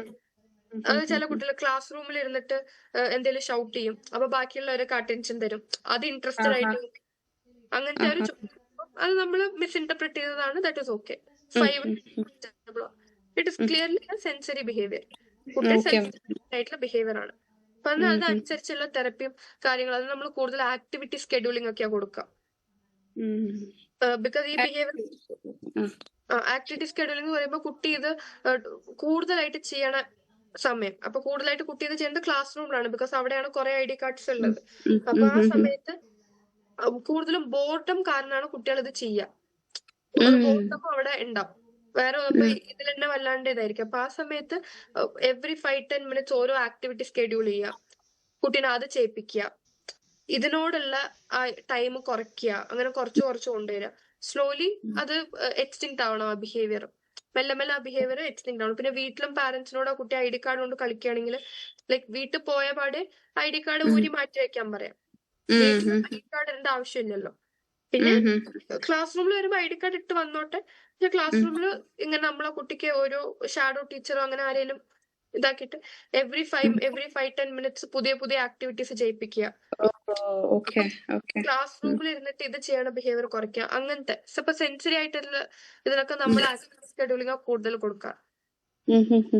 അപ്പൊ ഇതാണ് ഈ ടെസ്റ്റ്. നമ്മള് ഫങ്ഷൻ ഓഫ് ബിഹേവിയർ ഐഡന്റിഫൈ ചെയ്യാൻ തന്നിട്ടുണ്ട്. Sensory, the behaviour feels good or meets a sensory need. Escape പറയുമ്പോൾ the behaviour occurs to escape from a person, task or environment, അങ്ങനെയുള്ളതൊക്കെ. ഓക്കെ, ഇത് ചെയ്തിട്ട് ഇത് ഇവിടെ അവര് എക്സാമ്പിളും തന്നിട്ടുണ്ട്. ഇതിൽ അവര് പ്രോബ്ലം ബിഹേവിയർ ആയിട്ട് എഴുതിയിരിക്കുന്നത് ലൗഡ് സ്ക്രീമിംഗ് ബിഹേവിയർ. ഓക്കെ, കുട്ടി ലൗഡ് ആയിട്ട് സ്ക്രീം ചെയ്ത് ഓട്ടിസം ഉള്ള കുട്ടികൾ കാണാറുണ്ട്. ഓക്കെ, ഇത് ചെയ്തിട്ട് ഇതിന്റെ ഒരു മീൻ എടുക്കണം കേട്ടോ. അതായത് ടോട്ടൽ സ്കോർ 20 ചെയ്തിട്ട് ഇത് ഡിവൈഡഡ് ബൈ 4 ചെയ്യണം. അത് ഞാൻ പിന്നെ ഇവിടെ വേറെ ഏതെങ്കിലും സ്കോർ വരാത്തോണ്ട് പറയാൻ വിട്ടുപോയത്. ഡിവൈഡഡ് ബൈ 4 ചെയ്തിട്ട് ആ മീൻ സ്കോർ ഇവിടെ എഴുതാം. അപ്പൊ ഇത് ഡിവൈഡ് ബൈ സ്കോർ ചെയ്യുമ്പോൾ 5 വരും. ബാക്കിയെല്ലാം അതുപോലെ എഴുതാം. ഇപ്പൊ ഇവിടെ നോക്കാം. ഇപ്പൊ ഇവിടെ ഇപ്പൊ 20 വന്നത് 5 ആയി, ഇത് 17 അപ്പൊ 4.25 അങ്ങനെ ചെയ്തിട്ട് റാങ്ക് ചെയ്യാം. 1, 2, 3, 4 റാങ്ക് ചെയ്യാം. അപ്പൊ ഇതിൽ നമുക്ക് മനസ്സിലാവുന്നത് എന്താ, കുട്ടിയുടെ ഈ ബിഹേവിയർ, അതായത് ഈ ലൗഡ് സ്ക്രീമിംഗ് ബിഹേവിയർ കൂടുതലും സെറ്റിംഗ് ആൻഡ് എൻവയോൺമെന്റ് കാരണമാണ് വരുന്നത്. ഇപ്പൊ സെറ്റിംഗ് ആൻഡ് എൻവയോൺമെന്റ് പറയുമ്പോൾ ചുറ്റുമുള്ള ആ ഒരു സെറ്റിംഗ്, അതാണ് ആ കുട്ടീനെ അതിനെ ട്രിഗർ ചെയ്യണം. That is the reason. Okay, അല്ലാതെ വേറെ കൺട്രോളിന് വേണ്ടിയിട്ടോ അറ്റൻഷന് വേണ്ടിയിട്ടോ അതിന് വേണ്ടിയിട്ടോ ഒന്നുമല്ല. അപ്പൊ from the above information the following എന്താ ഇതാക്കിയത്, student scream when classroom environment is noisy or over stimulating. പിന്നെ student screams to escape or resolver environment. Second rank വന്നത് എസ്കേപ്പിനാണ്, തേർഡ് റാങ്ക് എസ്കേപ്പിന്, സെക്കൻഡ് സെൻസറിന്. അപ്പൊ നോയ്സി ആയിട്ടുള്ള സൗണ്ട് ഇതായിട്ടുള്ള ഇതിനൊക്കെയാണ് ഈ ലൗഡ് സ്ക്രീമിംഗ് ബിഹേവിയർ വരുന്നത്. ലൗഡ് ആയിരിക്കുന്ന എൻവയോൺമെന്റിൽ. അപ്പൊ നോയ്സി ആയിരിക്കുന്ന എൻവയോൺമെന്റിൽ ഓവർ സ്റ്റിമുലേറ്റ് ആയിട്ട് അങ്ങനെ ചെയ്യാറുണ്ട്. അതല്ലെങ്കിൽ പിന്നെ അങ്ങനത്തെ എൻവയോൺമെന്റിന് എസ്കേപ്പ് ആവാൻ വേണ്ടിയിട്ട് കുട്ടി അങ്ങനെ ചെയ്യാറുണ്ട്. അത് ഐഡന്റിഫൈ ചെയ്തത്. ഓക്കെ, അതുപോലെ ഓരോ ബിഹേവിയറും ഇങ്ങനെ ചെയ്തിട്ട് അത് ഏത് ഫംഗ്ഷനാന്ന് നോക്കുക. ആ ഫംഗ്ഷന് അനുസരിച്ചുള്ള തെറപ്പി കൊടുത്താൽ ഇതേ വർക്ക് ആവുള്ളൂ. അല്ലാതെ നോക്കാതെ നമ്മൾ വെറുതെ ഓരോന്ന് ചെയ്തിട്ട്, ഇപ്പൊ ഈ ID കാർഡ് ഇതിനൊന്നും നമുക്ക് റിവാർഡും ഇതൊന്നും ചെയ്തിട്ട് ഒരു കാര്യമില്ല. ഇത് ചെയ്യാതിരിക്കുക, റീഎൻഫോഴ്സ്മെന്റ് കൊടുക്കുക, പണിഷ്മെന്റ് കൊടുക്കുക, അതൊന്നും വലിയ ഇതുണ്ടാവാൻ പോണില്ല. അപ്പൊ അത് സെൻസറി ആയതുകൊണ്ട് അതിനനുസരിച്ചുള്ള, ബിക്കോസ് നമ്മൾ വേറെ റിവാർഡ് ഒന്നും കൊടുത്തിട്ട് കാര്യമില്ല. ബിക്കോസ് കുട്ടിക്ക് അതിന്റെ ഒരു സെൻസറി റിവാർഡാ, അത് ചെയ്യണ തന്നെ കുട്ടിക്ക് അതിനൊരു റിവാർഡ് കിട്ടണമുണ്ടാ. ഓക്കെ, അപ്പൊ അതിനനുസരിച്ചുള്ള തെറപ്പി ചെയ്യണം. അതിന് വേണ്ടിയിട്ടുള്ള ഒരു ക്വസ്റ്റ്യനർ ആണിത്. ഇതിൽ എന്തെങ്കിലും ഡൗട്ട് ഉണ്ടോ? ഇല്ല. വേറെ ആർക്കെങ്കിലും ഡൗട്ട് ഉണ്ടോ? വേറെ ശ്രദ്ധിക്കണ്ടോ എല്ലാരും? ആരെങ്കിലും ഡൗട്ട് ഉണ്ടെങ്കിൽ എന്തെങ്കിലും ഡൗട്ട് ഉണ്ടോ? ഇല്ലെങ്കിൽ അടുത്ത ക്വസ്റ്റ്യനറിലോട്ട് പോകും. ഓക്കെ, അടുത്തത് child behaviour check list. 6 to 18 years, പിന്നെ ഒരു 1.5 year to 3 years അങ്ങനെ ഒരു ഏജ് ഗ്രൂപ്പ് കൂടാതെ 3 to 6 years ഒരെണ്ണമുണ്ട്. അത് ഞാൻ ഗ്രൂപ്പിലിടാം. സെയിം തന്നെയാണ്, ക്വസ്റ്റ്യൻസിൽ ചെറിയ ഡിഫറൻസ് ഉണ്ടെന്നേ ഉള്ളൂ. ഓക്കെ, അപ്പൊ ഈ ചൈൽഡ് ബിഹേവിയർ ചെക്ക് ലിസ്റ്റില് 113 ക്വസ്റ്റ്യൻസ് ഉണ്ട്. ഓക്കെ, ഓരോ ബിഹേവിയറിനെ കുറിച്ചിട്ടുള്ളതാ. ഇതിലും നമ്മൾ കുട്ടിയുടെ ഈ hyper activity, inattention, conduct issues, ഇങ്ങനത്തെ ഓരോ ബിഹേവിയർ ആണ് ഐഡന്റിഫൈ ചെയ്യണം. CBSE കുറച്ചുകൂടെ സ്റ്റാൻഡർഡൈസ്ഡ് ആണ്, കുറച്ചുകൂടെ വൈഡ്ലി യൂസ്ഡ് ഒക്കെയാണ് ചൈൽഡ് ബിഹേവിയർ ചെക്ക് ലിസ്റ്റ്. ഇതില് വായിച്ചിട്ട് അതേപോലെ 0 ആണെങ്കിൽ നോട്ട് ട്രൂ, ഒട്ടും അങ്ങനെ ഒരു ബിഹേവിയർ ഒട്ടും ഇല്ല. സംവാട്ട് ട്രൂ ആണ്, very often or very true ആണ്. അങ്ങനെ 0, 1, 2 3 റേറ്റിംഗ് ആണുള്ളത്. ഇവിടെ വരുന്ന 1, 2, 3 ക്വസ്റ്റ്യൻ നമ്പർ ആട്ടോ. 0 ഉണ്ട്, 1 ഉണ്ട്, 2 ഉണ്ട്. Acts too young for his or her age. കുട്ടിയുടെ ഏജ് കൺസിഡർ ചെയ്യുമ്പോൾ അത്ര മെച്ചുവർ ആയിട്ടല്ല ആക്ട് ചെയ്യണം എന്നുള്ളത്. അങ്ങനെ ഇല്ലാന്നുണ്ടെങ്കിൽ 0. കുറച്ച് ഇടയ്ക്കൊക്കെ അങ്ങനെ ഉണ്ടെങ്കിൽ 1. വെരി ട്രൂ, കുട്ടി മൊത്തത്തിൽ അങ്ങനെയാണ്, ഈ doesn't act of his age എന്നാണെങ്കിൽ 2. ആ രീതിക്ക് ഇത് മാർക്ക് ചെയ്യാം. ഇതിലും കൂടുതൽ ഞാൻ എക്സ്പ്ലെയിൻ ചെയ്യേണ്ട ഒരു ഐറ്റംസ് ഒന്നും ഇല്ല. ബട്ട് സ്റ്റിൽ നിങ്ങൾക്ക് വേണമെങ്കിൽ ജസ്റ്റ് ഒന്നിങ്ങനെ വായിച്ചിട്ട് എന്തെങ്കിലും ഡൗട്ട് ഉണ്ടെങ്കിൽ ചോദിക്കാം.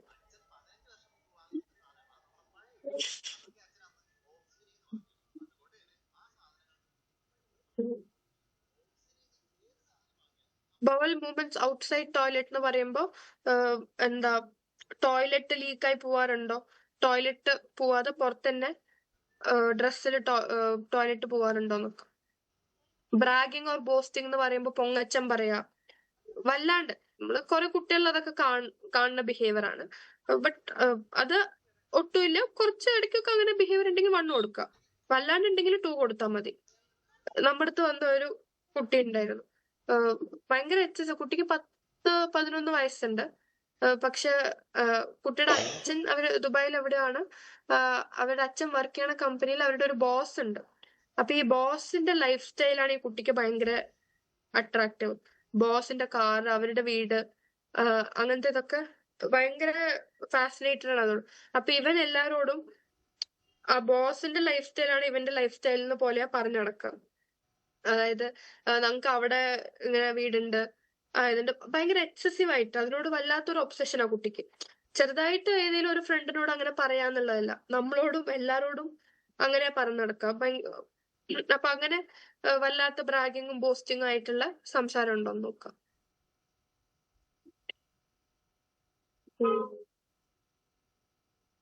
Can get his or her mind off certain thoughts.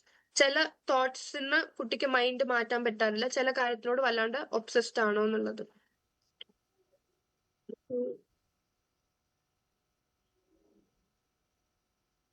Would rather be alone than with others. ബാക്കി കുട്ടികളുടെ കൂടെ മിങ്കിൾ ചെയ്യണേക്കാളും കുട്ടിക്ക് ഒറ്റയ്ക്ക് ഇരിക്കാനാണ് താല്പര്യം എന്നുള്ളത്.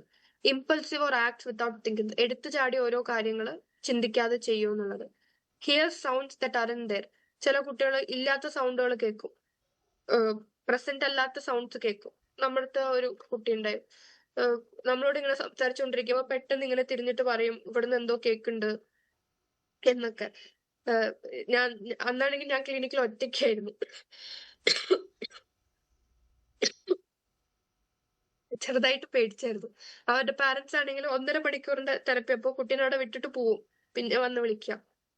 കുട്ടിക്ക് OCD ആയിരുന്നു, അത് സൈക്കോസിസ് ആയിരുന്നില്ല, OCD ആയിരുന്നു. അപ്പൊ കുട്ടിക്ക് ശരിക്കും എന്താ ഹാലൂസിനേഷൻ ആയിരുന്നില്ല, ഇല്യൂഷൻ എന്ന് പറയും. അതായത് ശരിക്കും എന്തോ ഒരു സൗണ്ട് ഉണ്ട്. എന്റെ കൈ ഇങ്ങനെ ടേബിളിൽ എന്തെങ്കിലും തട്ടിയാൽ തന്നെ ആ സൗണ്ട് കുട്ടി പെർസീവ് ചെയ്യണത് വേറെ എന്തോ ഒരു സൗണ്ട് ആയിട്ടാ. പ്രേതം വന്നോ അങ്ങനെയുള്ള സൗണ്ട് ഒക്കെ ആയിട്ടാ പെർസീവ് ചെയ്യാം. അതായിട്ട് ഭയങ്കര ഒബ്സസ്ഡ് ആയി, ഗോസ്റ്റ് അങ്ങനത്തെ കാര്യങ്ങളൊക്കെ ആയിട്ട്.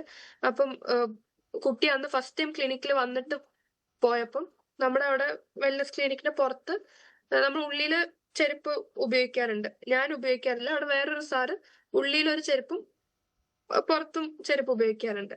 അപ്പൊ ഞാൻ വരുമ്പോ ഞാൻ എന്റെ ചെരുപ്പ് പുറത്ത് അഴിച്ചിട്ടിട്ട് ക്ലിനിക്കിലോട്ട് കയറും. സാറ് പുറത്ത് സാറിന്റെ ചെരുപ്പ് അഴിച്ചിട്ടിട്ട് ആ വീട്ടിലിടുന്ന ചെരുപ്പ് ഇട്ടിട്ട് കയറും. അപ്പൊ അന്ന് സൺഡേ ഞാൻ മാത്രമായിരുന്നു വർക്കിംഗ്, വേറെ ആരും ഇല്ല അവിടെ. അപ്പൊ സാറ് വീട്ടില് അതായത് ക്ലിനിക്കിൽ ഇടുന്ന ചെരുപ്പ് പുറത്താ, ആൻഡ് എന്റെ ചെരുപ്പും. കുട്ടി ഇവിടെ വന്നിട്ട് സെഷനൊക്കെ കഴിഞ്ഞ് പോയിട്ട് അടുത്ത സെഷൻ വന്നപ്പോ പാരന്റ് പറയാ, കുട്ടി വീട്ടിൽ പോയിട്ട് പറയാ ആ ക്ലിനിക്കില് പ്രേതമുണ്ട്, അവിടെ ആരും ഇല്ലാന്നല്ലേ മിസ് പറഞ്ഞ്, പക്ഷെ അവിടെ ഒരാളും കൂടെ ഉണ്ട്, പുറത്ത് 2 ചെരുപ്പ് ഉണ്ടായിരുന്നു. അപ്പൊ അങ്ങനത്തെ കാര്യങ്ങളൊക്കെ ഇതാക്കി പറയണ കുട്ടിക്ക്. ഇത് ആൻസൈറ്റി റിലേറ്റഡ് ആയിരുന്നു കൂടുതലും, അതല്ലാണ്ട് കുട്ടിക്ക് നല്ല OCD ഉണ്ടായിരുന്നു. 8 വയസ്സുള്ള കുട്ടിയാ.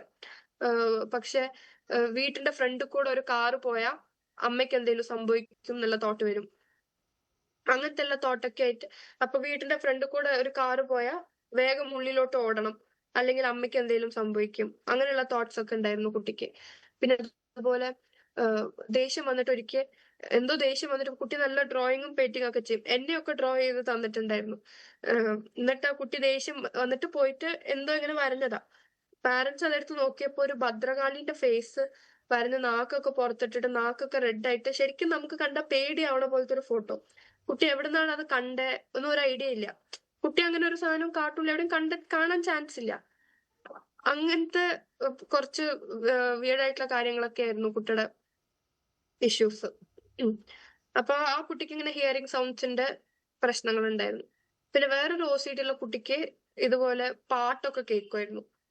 ലൈക് പാട്ട് പ്ലേ ചെയ്യില്ല, പക്ഷെ കുട്ടിക്ക് കാതിൽ ഇങ്ങനെ പാട്ട് കേൾക്കണം, അങ്ങനത്തെ പ്രോബ്ലം ഒക്കെ ഉണ്ടായിരുന്നു. Hangs around with others who get in to trouble എന്ന് ഉദ്ദേശിക്കുന്നത് മറ്റേ ട്രബിൾസം ആയിട്ടുള്ള കുട്ടികളില്ലേ? എന്തെങ്കിലും പറഞ്ഞായിരുന്നു പ്രജു? അതും ഇല്യൂഷൻ ആയിട്ട് തന്നെയായിട്ടായിരുന്നു, OCD പോലെ തന്നെയായിരുന്നു. അത് OCD ആയിരുന്നു. മറ്റേ മ്യൂസിക് കേൾക്കണ കുട്ടിക്കും OCD ആയിരുന്നു. നമ്മൾ ഒരു OCDയിലുള്ള ഇങ്ങനത്തെ ഇതും ഹാലൂസിനേഷൻ എങ്ങനെ ഡിഫറൻഷിയേറ്റ് ചെയ്യാന്ന് പറഞ്ഞാൽ, അവർ ക്ലിയർലി ഹാലൂസിനേഷൻ എന്ന് പറയുമ്പോൾ ആ സൗണ്ട് പുറത്തുനിന്ന് കേൾക്കണം. പുറത്തുനിന്ന് ആസ് ഇഫ് വേറെ ആരോ സംസാരിക്കണ പോലെ അവർക്ക് കേൾക്കും. പക്ഷെ ഒബ്സഷൻ എന്ന് പറയുമ്പോൾ അത് പുറത്തുനിന്നല്ല, അവരുടെ തലയുടെ ഉള്ളിലാ കേൾക്കണേ. They know that it is not a hallucination. Clearly it is an auditory stimulus ഇല്ല, പക്ഷെ ശരിക്കും അവർക്ക് പുറത്തുനിന്ന് ആരോ സംസാരിക്കണ പോലെ, പുറത്തുനിന്ന് എന്തോ സൗണ്ട് കേൾക്കണ പോലെ ആയിരിക്കും അത് കേൾക്കുക. പക്ഷെ ഒബ്സഷൻ എന്ന് പറയുമ്പോൾ അത് അവരുടെ തലയുടെ ഉള്ളിൽ ഇറ്റ്സ് എ തോട്ട് ആണ്, ബട്ട് വി ഹിയർ ഇറ്റ്. ഇപ്പൊ ഒബ്സഷനിൽ ഡെറോഗേറ്ററി ആയിട്ടുള്ള തോട്ട്സ് കേൾക്കുന്ന ആൾക്കാരുണ്ടാവും. എന്താ, നീ ഇങ്ങനെ ചെയ്തില്ല ഇങ്ങനെ സംഭവിക്കും അങ്ങനെ സംഭവിക്കും എന്നുള്ള OCDയില്. ഇത് ഓഡിറ്ററി ഹാലൂസിനേഷനിൽ വരുമ്പോൾ it really feels like someone is telling you from outside that if you don't do this will happen, that will happen. അങ്ങനെ പുറത്തുനിന്ന് കേൾക്കണ പോലെ ആയിരിക്കും. അതാണ് അതിന്റെ ഡിഫറൻസ്. അപ്പൊ ഈ കുട്ടിക്ക് പാട്ട് കേൾക്കണമെന്ന് പറഞ്ഞപ്പോ ആദ്യം സൈക്കോസിന്റെ ഇതൊക്കെയാണ് സസ്പെക്ട് ചെയ്തത്. പിന്നെ കുറെ ചോദിച്ചപ്പോ എന്താ കുട്ടി പറഞ്ഞു തലേന്റെ ഉള്ളിന്നാ കേൾക്കണേ എന്നുള്ളത്. അപ്പൊ പിന്നെ കുട്ടിക്ക് കേൾക്കണ പാട്ടുകളും ഓൾറെഡി മദ്രസിൽ കേട്ട പാട്ടുകള്, പഠിച്ച കാര്യങ്ങള്, കാറിൽ പോകുമ്പോ കേട്ട പാട്ടുകള്, ആ പാട്ടുകളാണ് റിപ്പീറ്റഡ് ആയിട്ട് കേൾക്കണേ. അപ്പൊ അത് കുട്ടിയുടെ ഒബ്സഷൻ ആണത്. പിന്നെ Hanks around with others who get in trouble എന്ന് ഉദ്ദേശിക്കുന്നത് ഈ മറ്റേ ഇതും കണ്ടക്ട് ആ ബിഹേവിയറിൽ വരുന്നതാ. ആ കുട്ടിയുടെ ഗാങ് എപ്പോഴും ഒരു ഗുണ്ടായിസം ഗാങ് ആയിരിക്കും. ബാക്ക് ബെഞ്ചസ്, പ്രശ്നങ്ങൾ ഉണ്ടാക്കണ. നമ്മുടെ സ്കൂളിൽ അങ്ങനെ ആയിരിക്കുമല്ലോ, 4-5 കുട്ടികൾ, കുരുത്തക്കേടുള്ള കുട്ടി, അവർ 5 ആളായിരിക്കും ഫ്രണ്ട്സ്. ആ ഒരു ഗാങ് ആയിരിക്കും. അപ്പൊ അങ്ങനത്തെ ഈ കുട്ടിക്ക് അങ്ങനത്തെ ഒരു കൂട്ടുകെട്ടാണോ എന്നുള്ളത്. ബൈറ്റ് ഫിംഗർ നെയിൽസ്, നഖം കടിക്കാറുണ്ടോ? നെർവസ് ഹൈസ്ട്രങ്ങിന്റെ മീനിങ് എന്താന്ന് ഗൂഗിളിൽ നോക്കണേ, ഞാൻ മറന്നുപോയി. ബേസിക്കലി അതിൽ നെർവസ് ആണോ കുട്ടി, ഭയങ്കര ടെൻസ്ഡ് ആണോ, ഓരോ കാര്യത്തിൽ ഭയങ്കര നെർവസ് ആവാറുണ്ടോ എന്നുള്ളത്. Nervous movements or twitching, shivering. Nervous ആവുമ്പോ ഷിവറിങ്ങോ അങ്ങനത്തെ മൂവ്മെന്റ്സ് ഉണ്ടാവാറുണ്ടോ എന്നുള്ളത്. നൈറ്റ്മെയർസ്, രാത്രി എന്തെങ്കിലും സ്വപ്നം കണ്ട് പേടിച്ച് എണീക്കുക, അങ്ങനത്തെ കാര്യങ്ങൾ. കോൺസ്റ്റിപ്പേഷൻ ഉണ്ടോ? ബാക്കിയുള്ള കുട്ടീനെ ഇഷ്ടപ്പെടാറില്ലേ? ഫീലിംഗ് ഡിസി ഓർ ലൈറ്റഡ് എന്ന് പറയുമ്പോൾ തല കറങ്ങണ പോലെ തോന്നുക, അങ്ങനത്തെ ബിഹേവിയർ ഒക്കെ. Demands a lot of attention.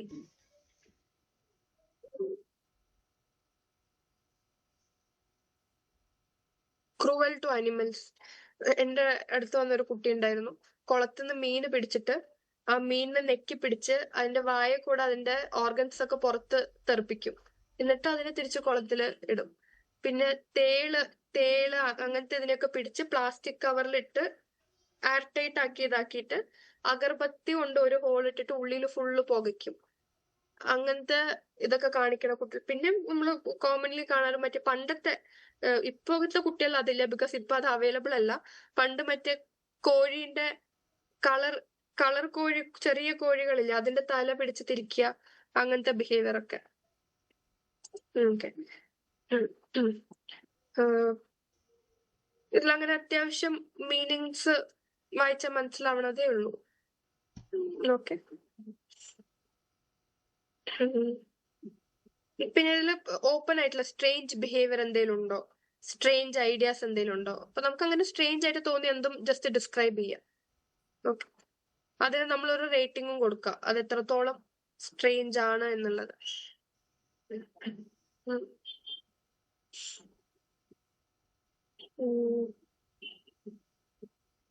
സ്വയറിംഗ് or obscene language പറയുമ്പോൾ ബാഡ് വേർഡ്സ് ഉപയോഗിക്കുക, അങ്ങനത്തെ കാര്യങ്ങൾ.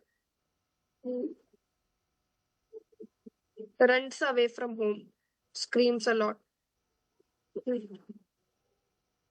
sees things that aren't there, ഇല്ലാത്ത കാര്യങ്ങള് കാണുന്നുണ്ടെന്ന് റിപ്പോർട്ട് ചെയ്യുക. അത് ആ കുട്ടിയും പറയണ, പ്രേതത്തിനെ കണ്ടു എന്നൊക്കെ പറയും.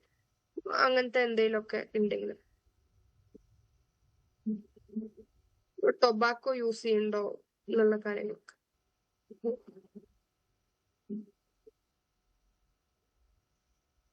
ഓ, വാൻഡലിസത്തിന്റെ മീനിങ് ഞാൻ മറന്നായിരുന്നു. ആർക്കെങ്കിലും അറിയോ? സ്കൂള് എന്താ പറയാ, അല്ല വീട് വിട്ടു പോവാ, അങ്ങനെ അതാണ് അത് സംശയം. എന്തോ ഒരു ഇമ്പോർട്ടന്റ് ഇതായിരുന്നു, ഞാൻ മറന്നുപോയി അതിന്റെ.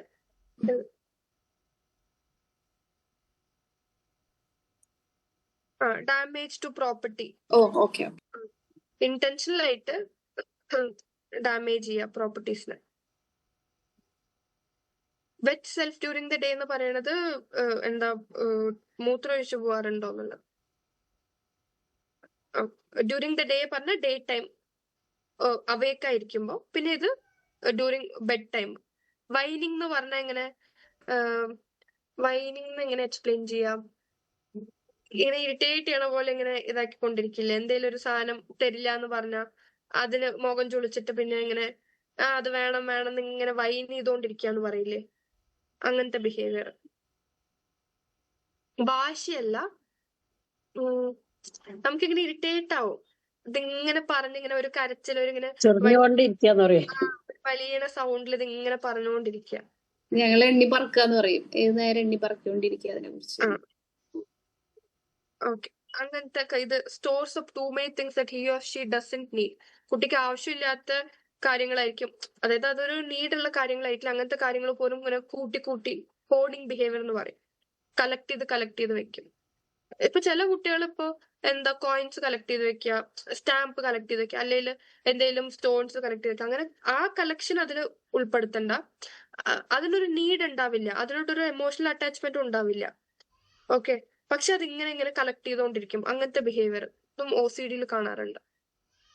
ഓക്കെ, ആ ക്വസ്റ്റ്യനർ ഫിൽ ചെയ്ത് കഴിഞ്ഞാ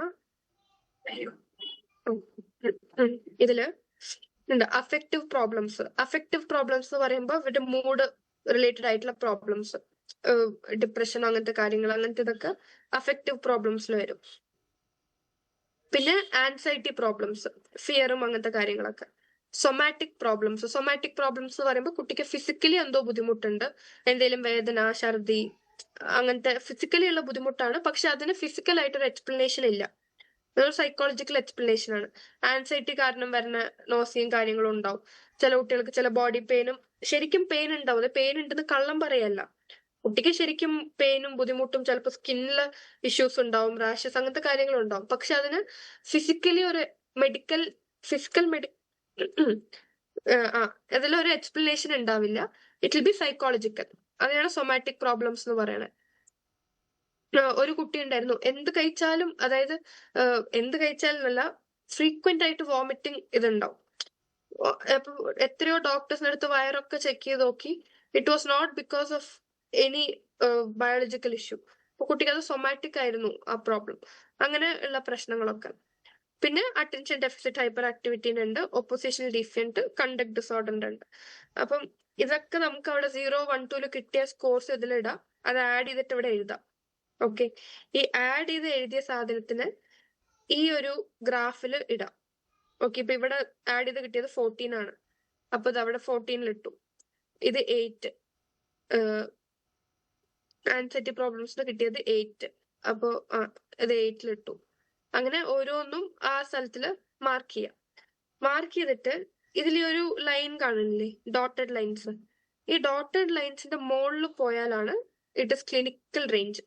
ക്ലിനിക്കലി ആ കുട്ടിക്ക് ആൻസൈറ്റി ഇഷ്യൂ ഉണ്ട്, ക്ലിനിക്കലി ആ സൊമാറ്റിക് പ്രോബ്ലം ഉണ്ട്, ADHD ഉണ്ട്, ODD ഉണ്ട് എന്നുള്ളത്.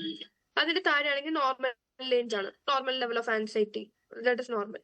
ഈ ഇതിന്റെ ഇടയിലാണ് വരുന്നെങ്കിൽ ഇറ്റ് ഇസ് ബോർഡർ ലൈൻ. ഇന്റർവെൻഷന്റെ ആവശ്യമുണ്ട്, അതായത് ഫർദർ സ്ക്രീനിങ്ങും കാര്യങ്ങളും ചെയ്തിട്ട് അതിന്റെ ഇന്റർവെൻഷൻ തുടങ്ങാനുള്ള കാര്യമുണ്ട്. ബിക്കോസ് നോർമലിനേക്കാളും കുറച്ച് അബവ് ആണ്, എന്നാൽ പിന്നെ ക്ലിനിക്കൽ റേഞ്ചിലോട്ട് എത്തിയിട്ടില്ല. സോ ഏർലി ആയിട്ട് തന്നെ നമുക്കത് മാറ്റിയെടുക്കാനുള്ള തെറപ്പിയും കാര്യങ്ങളും നോക്കാന്നുള്ളത്. അപ്പൊ ഈ ഡോട്ടഡ് ലൈൻസിന്റെ മുകളിലാണെങ്കിൽ ക്ലിനിക്കൽ റേഞ്ച്, താഴെയാണെങ്കിൽ നോർമൽ റേഞ്ച്. ഇതിന്റെ ഇടയിലുള്ള റേഞ്ചിലാണ് വരുന്നെങ്കിൽ it is border line. It requires help. അത് ചെയ്തിട്ട് തെറപ്പിയും കാര്യങ്ങളൊക്കെ ചെയ്തിട്ട് അത് നോർമൽ റേഞ്ചിലോട്ട് വരാൻ പറ്റുമോ നോക്കാം. ഇതാണ് CBCL, child behaviour check list വരുന്നത്. ഞാൻ എന്റെ കൂടെ തന്നെ മറ്റേ ചെക്ക് ലിസ്റ്റും അയച്ചു തരാം. ഇതിലും കുഞ്ഞു കുട്ടികളുടെ ഉണ്ട്. അത് ഞാൻ അയച്ചുതരാം. സെയിം രീതി തന്നെയാണ്, സെയിം രീതിക്കുള്ള ക്വസ്റ്റ്യൻസ് ആണ്. ഇതിലിപ്പോ മറ്റേ ചൂയിങ് ടൊബാക്കോ അങ്ങനത്തെ ഒക്കെ ഉണ്ടായിരുന്നുള്ളൂ.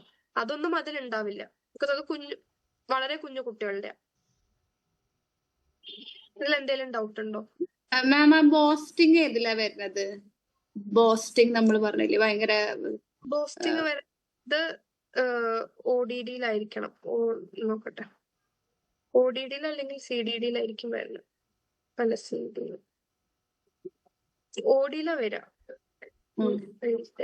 നോക്കട്ടെ, 7th ഐറ്റം അല്ലേ?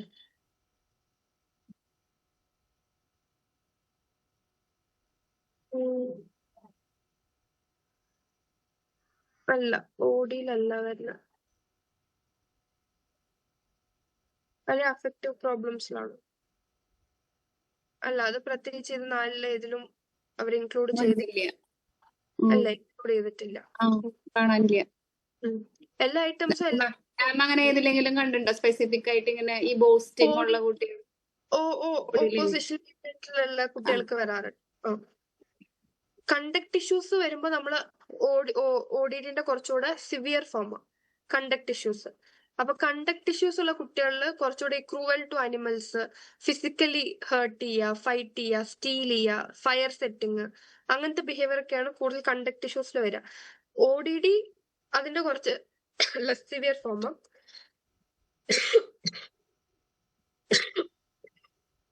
കുറച്ചുകൂടെ കുഞ്ഞു കുട്ടികളിൽ കാണുന്നതാ.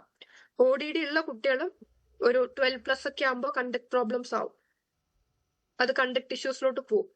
അപ്പൊ ഒപ്പോസിഷണൽ ഡിഫിയന്റ് ഉണ്ടെങ്കിൽ തന്നെ അവിടെ തെറപ്പി സ്റ്റാർട്ട് ചെയ്തിട്ട് ഇതാക്കിയാൽ നമുക്കത് കണ്ടക്റ്റിലോട്ട് ഇതാവാതെ കൺട്രോൾ ചെയ്യാൻ പറ്റും. പാരന്റ് മാനേജ്മെന്റ് ട്രെയിനിങ്ങും കാര്യങ്ങളൊക്കെ കൊടുത്തിട്ട്.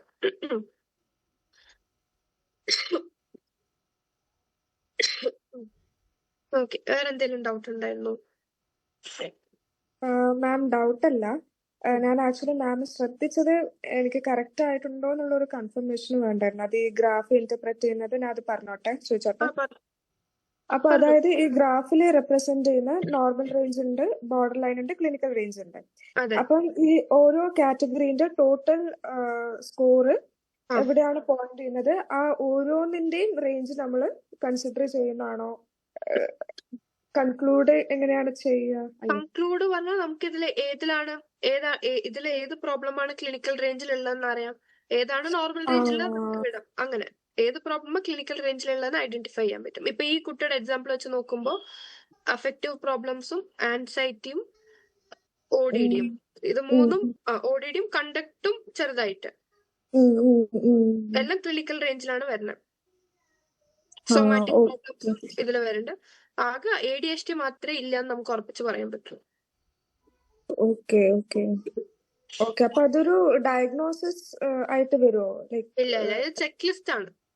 ഡയഗ്നോസ്റ്റിക് അല്ല, ചൈൽഡ് ബിഹേവിയർ ചെക്ക് ലിസ്റ്റ് ആണ്. നമുക്ക് ഐഡന്റിഫൈ ചെയ്തിട്ട് ഫർദർ ഇപ്പൊ നമുക്ക് ഇതിൽ ADHD എന്ന് കാണിക്കണമെങ്കിൽ ഫർദർ നമ്മൾ വാൻഡർബിൾട്ടോ അങ്ങനെ എന്തെങ്കിലും ടെസ്റ്റ് ചെയ്തിട്ട് ഇതിലോട്ട് പോകാം.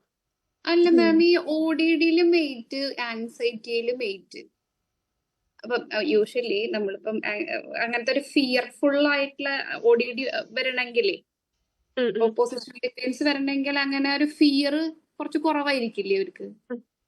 ഈ എക്സാമ്പിൾ ആണോ പറഞ്ഞത്? ഇത് ആരുടെ പേപ്പർ എന്താ നമുക്കറിയില്ല. നമുക്ക് അപ്പൊ ഇത് അവര് ഹൈപ്പോത്തറ്റിക്കലി ഇട്ടതാണോ ജസ്റ്റ് ഇങ്ങനെ പഠിപ്പിക്കാൻ വേണ്ടിട്ട് എന്താ നമുക്കറിയില്ല, ഏത് കുട്ടിയുടെയൊന്നും അറിയില്ല. ബട്ട് ആൻസൈറ്റി പ്രോബ്ലംസ് ODD വരുന്ന കുട്ടികളുണ്ടോ? അവർക്ക് പൊതുവെ ഫിയർ കുറവായിരിക്കും എന്നുള്ളതല്ലേ? അതായത് ഡിസപ്പോയിന്റ്മെന്റ്, ഒരു റൂൾസും ഫോളോ ചെയ്യാൻ അവർക്ക് തീരെ താല്പര്യമില്ല അങ്ങനത്തെ ആൾക്കാർക്ക്. അപ്പൊ അവർക്ക് ഫിയർ കുറവല്ലേ ആവുക? ഫിയർ കുറവിനെക്കാളും ഡിസൊബീഡിയൻസ് കൂടുതലായിരിക്കും. റൂൾസ് ബ്രേക്ക് ചെയ്യുക, വാശി, ദേഷ്യം, ടെമ്പർ, അങ്ങനത്തെ കാര്യങ്ങൾ കൂടുതലായിരിക്കും. ഫിയർ കുറവാവണം എന്ന് നിർബന്ധമില്ല. ഓക്കെ, അവര് പിന്നെ കൂടുതൽ നമ്മൾ കണ്ടക്ട് ഡിസോർഡറുള്ള കുട്ടികളെ കാണുന്നുണ്ട്. പേടിനൊക്കെ മാസ്ക് ചെയ്യണ രീതിക്കാ. അവര് ഭയങ്കര, അതായത് പേടി ഒട്ടും ഇല്ല എന്ന് പറയാൻ പറ്റില്ല. നല്ല പേടിയുള്ള കുട്ടികൾ വല്ലാണ്ട് അവര് മാസ്ക് ചെയ്യും. നമ്മൾ ശരിക്കും കണ്ടക്ട് ബുള്ളിങ്ങിലൊക്കെ പറയണ പോലെ അല്ലേ? ബുള്ളിങ്ങിൽ ബുള്ളി ചെയ്യുന്ന ആൾക്കാർക്ക് ഈ പറഞ്ഞ മാതിരി അവർക്ക് ഭയങ്കര എന്തെങ്കിലും ഒരു ഇൻസെക്യൂരിറ്റി എന്തെങ്കിലും. അതെ, ഓക്കെ ഓക്കെ ഓക്കെ. നമ്മള് ശരിക്കും പറയുന്നത് കണ്ടക്ട് ഇഷ്യൂസ് ഉള്ള കുട്ടി നമ്മുടെ മുമ്പിൽ കരഞ്ഞാൽ നമ്മൾ ജയിച്ചു എന്നാണ് അർത്ഥം. അതായത് അവര് ഭയങ്കര ആറ്റിറ്റ്യൂഡ് ആയിരിക്കും. നമ്മുടെ ക്ലിനിക്കിൽ ഒരു കുട്ടി ഉണ്ടായിരുന്നു, എനിക്ക് ഒട്ടും ആ കുട്ടീനെ ഹാൻഡിൽ ചെയ്യാൻ എനിക്ക് ദേഷ്യം വരും ആ കുട്ടീനോട് ഇരിക്കുമ്പോ. അപ്പൊ ഞാനിങ്ങനെ കുറച്ചൊക്കെ കഴിയുമ്പോ പിന്നെ ഞാൻ ചിലപ്പോ കുറച്ചിങ്ങനെ മാറും. കൂടുതൽ അവിടെ നിന്നാ ഞാൻ എന്തെങ്കിലുമൊക്കെ ചെയ്തു. ഭയങ്കര ആറ്റിറ്റ്യൂഡ്. നമ്മളൊരു വർക്ക്ഷീറ്റ് കൊടുത്ത് ചെയ്യാൻ പറഞ്ഞ 13 വയസ്സുണ്ട്, വർക്ക്ഷീറ്റ് കൊടുത്ത് ചെയ്യാൻ പറഞ്ഞ ഇതൊക്കെ എഴുതിയപ്പോ ഞാൻ മാറുന്ന നിങ്ങളുടെ വിചാരം, അങ്ങനെയൊക്കെ ചോദിക്കും. ഈ ഒരു വർക്ക്ഷീറ്റ് ചെയ്യുമ്പോഴേക്കും എന്റെ സ്വഭാവം മാറുന്നാണോ വിചാരം എന്നൊക്കെ. ഭയങ്കര ആറ്റിറ്റ്യൂഡാ. പക്ഷെ ഒരിക്കൽ ജവാദ് സാറിന്റെ മുമ്പിൽ ആ കുട്ടി കരഞ്ഞ് ഗിൽറ്റി ആയി. അവർക്ക് ഗിൽട്ട് കൊണ്ടുവരാന്ന് പറഞ്ഞാൽ ഭയങ്കര ബുദ്ധിമുട്ടാ. അപ്പം അവർക്ക് ഉള്ളിൽ ഭയങ്കര ഇൻസെക്യൂരിറ്റിയും ഇതൊക്കെ ഉണ്ടാവും. പക്ഷെ അത് മാസ്ക് ചെയ്തിട്ട് ഈ ഒരു ഇതായിരിക്കും കാണിക്കണേ, കണ്ടക്ട് ഇഷ്യൂസ്. ഓക്കെ, വേറെന്തെങ്കിലും ഡൗട്ട് ഉണ്ടോ ഇതില്? ഏജ് അതും കൂടെ ശ്രദ്ധിക്കണം. അതായത് ഇപ്പൊ അറ്റൻഷൻ ഡെഫിസിറ്റ് ഉള്ള കുട്ടിയെ നോക്കുമ്പോൾ 6 to 11 ആണെങ്കിൽ ഈ ഇതില് മാർക്ക് ചെയ്യാം, 12 to 18 ആണെങ്കിൽ ഇതില് മാർക്ക് ചെയ്യാം. ഓക്കെ, ചെറിയൊരു ഡിഫറൻസ് ഉണ്ടാവും. മനസ്സിലായോ? എല്ലാ ഇതിലും 2 ഗ്രാഫ് ഉണ്ട്. ഇപ്പൊ അഫക്റ്റീവ് പ്രോബ്ലംസ് ആണെങ്കിൽ 6 to 11 ഉള്ള കുട്ടികളില് 7 തന്നെ ക്ലിനിക്കൽ റേഞ്ച് ആണ്. പക്ഷെ 12 to 18 ഉള്ള കുട്ടികളിൽ 9 ആണ് ക്ലിനിക്കൽ റേഞ്ചിൽ വരുന്നത്. അപ്പൊ ആ ഡിഫറൻസ് ഉണ്ട്. മനസ്സിലായോ? അതായത് when we take affective problems, if in the age group 6 to 11, ഒരു 7 സ്കോർ ആണ് ക്ലിനിക്കൽ റേഞ്ചിൽ വരുന്നത്. 7 and above ആണ് ക്ലിനിക്കൽ റേഞ്ചിൽ വരുന്നത്. പക്ഷെ അതേ അഫക്റ്റീവ് പ്രോബ്ലംസ് 12 to 18 ഏജുള്ള കുട്ടികളിൽ 9 ഒക്കെ വരുമ്പോഴാണ് ക്ലിനിക്കൽ റേഞ്ചിൽ വരുന്നത്. ഓക്കെ, അപ്പൊ ഇത് രണ്ടും വേറെ വേറെ ഗ്രാഫിൽ കൊടുക്കാം. സെയിം ഗ്രാഫിൽ കൊടുത്താ ഇപ്പൊ നമ്മള് കുട്ടിക്ക് 15 വയസ്സാണ്, എന്നിട്ട് നമ്മള് ഈ ചെറിയ കുട്ടികളുടെ ഗ്രാഫില് ഇട്ടു. അല്ല സോറി, കുട്ടിക്ക് 10 വയസ്സാണ്, പക്ഷെ വലിയ ആൾക്കാരുടെ ഗ്രാഫിൽ ഇട്ടു. അപ്പൊ 8 ആണ് സ്കോർ കിട്ടിയത്. അപ്പൊ നമ്മുടെ ഡയഗ്നോസിസ് ബോർഡർ ലൈൻ ആയിരിക്കും. പക്ഷെ ശരിക്കും നോക്കുകയാണെങ്കിൽ കുട്ടിയുടെ ഏജ് വെച്ച് നോക്കുമ്പോൾ ക്ലിനിക്കൽ റേഞ്ചിലാണ് അത് വരണം. മനസ്സിലായി? അപ്പൊ അങ്ങനെ ചെറിയൊരു 2 നമ്പേഴ്സിന്റെ ഡിഫറൻസേ ഉള്ളൂ. അത് വെച്ചിട്ട് നോക്കാം. വേറെ എന്തെങ്കിലും ഡൗട്ട് ഉണ്ടോ?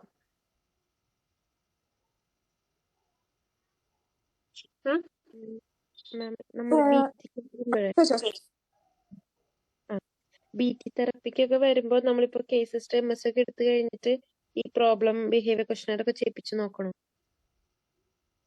പ്രോബ്ലം നമുക്ക് അതിന്റെ ഇത് ഐഡന്റിഫൈ ചെയ്യാൻ പറ്റില്ലെങ്കിൽ ചെയ്ത് നോക്കണം. ഉദാഹരണത്തിന് നമ്മൾ തെറപ്പിക്ക് വരുമ്പോ ഫസ്റ്റ് സ്റ്റെപ്പ് ഒരു പ്രോബ്ലം ബിഹേവിയർ ഐഡന്റിഫൈ ചെയ്യാന്നുള്ളത്. നമ്മൾ പാരന്റ്സിനോട് കൂട്ടിയിട്ട് എല്ലാ പ്രോബ്ലം ലിസ്റ്റ് ചെയ്തിട്ട് അതിന്റെയൊക്കെ ഈ ഡ്യൂറേഷൻ, ഫ്രീക്വൻസി അതൊക്കെ ലിസ്റ്റ് ചെയ്യാൻ പറയും. എല്ലാം ലിസ്റ്റ് ചെയ്തിട്ട് ഏറ്റവും കൂടുതൽ ഫ്രീക്വൻസിയിലും ഡ്യൂറേഷനിലും ഏറ്റവും കൂടുതൽ പ്രോബ്ലമാറ്റിക് ആയിട്ടുള്ള ഒരു ടാർഗറ്റ് ബിഹേവിയർ ചൂസ് ചെയ്തിട്ട് വർക്ക് ചെയ്യാൻ തുടങ്ങും. അപ്പൊ ആ ടാർഗറ്റ് ബിഹേവിയറിന്റെ ഫംഗ്ഷൻ എന്താന്ന് നമുക്ക് കുറച്ച് എക്സ്പീരിയൻസ്ഡ് ആകുമ്പോൾ നമുക്ക് ഇത് ചെയ്യാതെ തന്നെ മനസ്സിലാക്കാൻ പറ്റും അതിന്റെ ഫംഗ്ഷൻ എന്താണ്. വിത്ത് ഫ്യൂ ക്വസ്റ്റ്യൻസ്, 4-5 ക്വസ്റ്റ്യൻസ് പാരന്റ്സിനോട് ചോദിക്കുമ്പോൾ തന്നെ നമുക്ക് മനസ്സിലാക്കാൻ പറ്റും.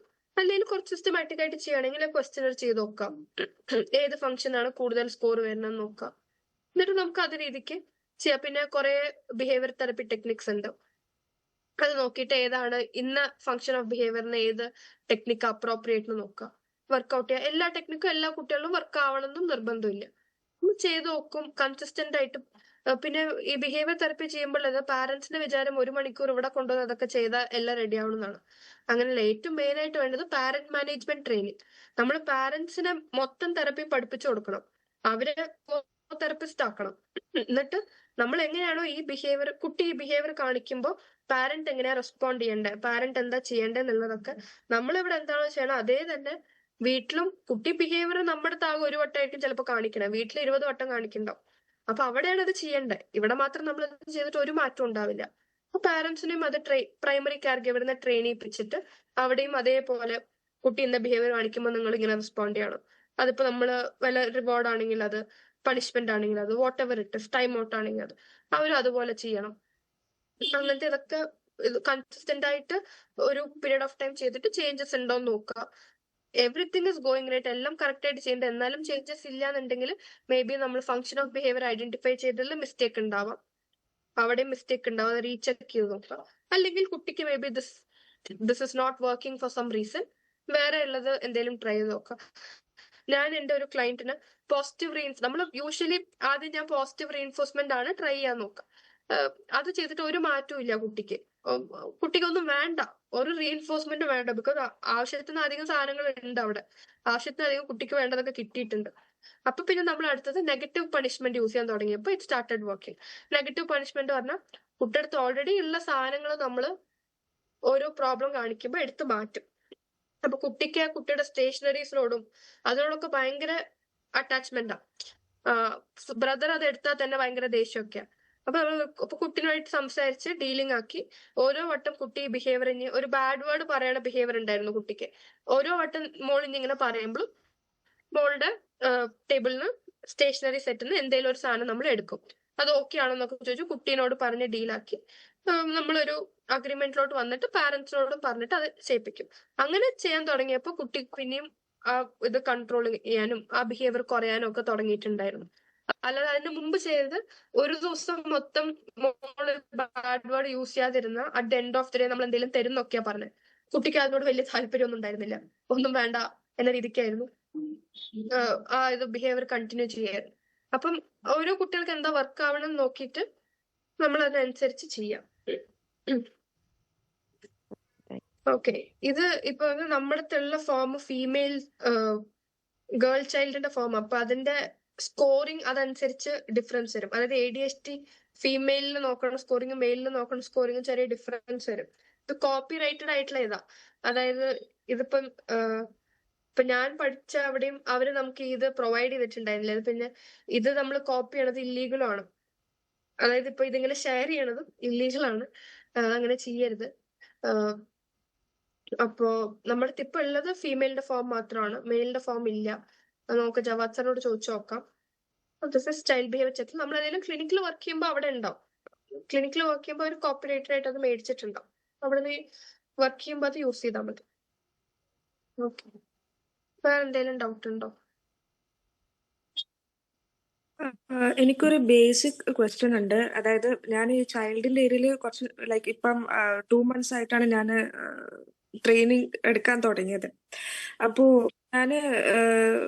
ഞാൻ ശ്രദ്ധിച്ചിട്ടുണ്ട്, അതായത് ഇപ്പൊ പേരൻസ് വന്നിട്ട് ഇപ്പം എസ്പെഷ്യലി എനിക്ക് തോന്നുന്നു ADHD ഉള്ള കുട്ടികളുടെയും പിന്നെ ODD ഓർ CD വരുന്ന ഈ 3 സിംറ്റം ഉള്ള പേരൻസ് വന്നിട്ട് നമ്മൾ അസസ്മെന്റ് ചെയ്യുമ്പം ലൈക്ക് നമ്മൾ സ്പെസിഫിക്കലി ഓരോരോ ഐറ്റംസ് ചോദിക്കുമല്ലോ.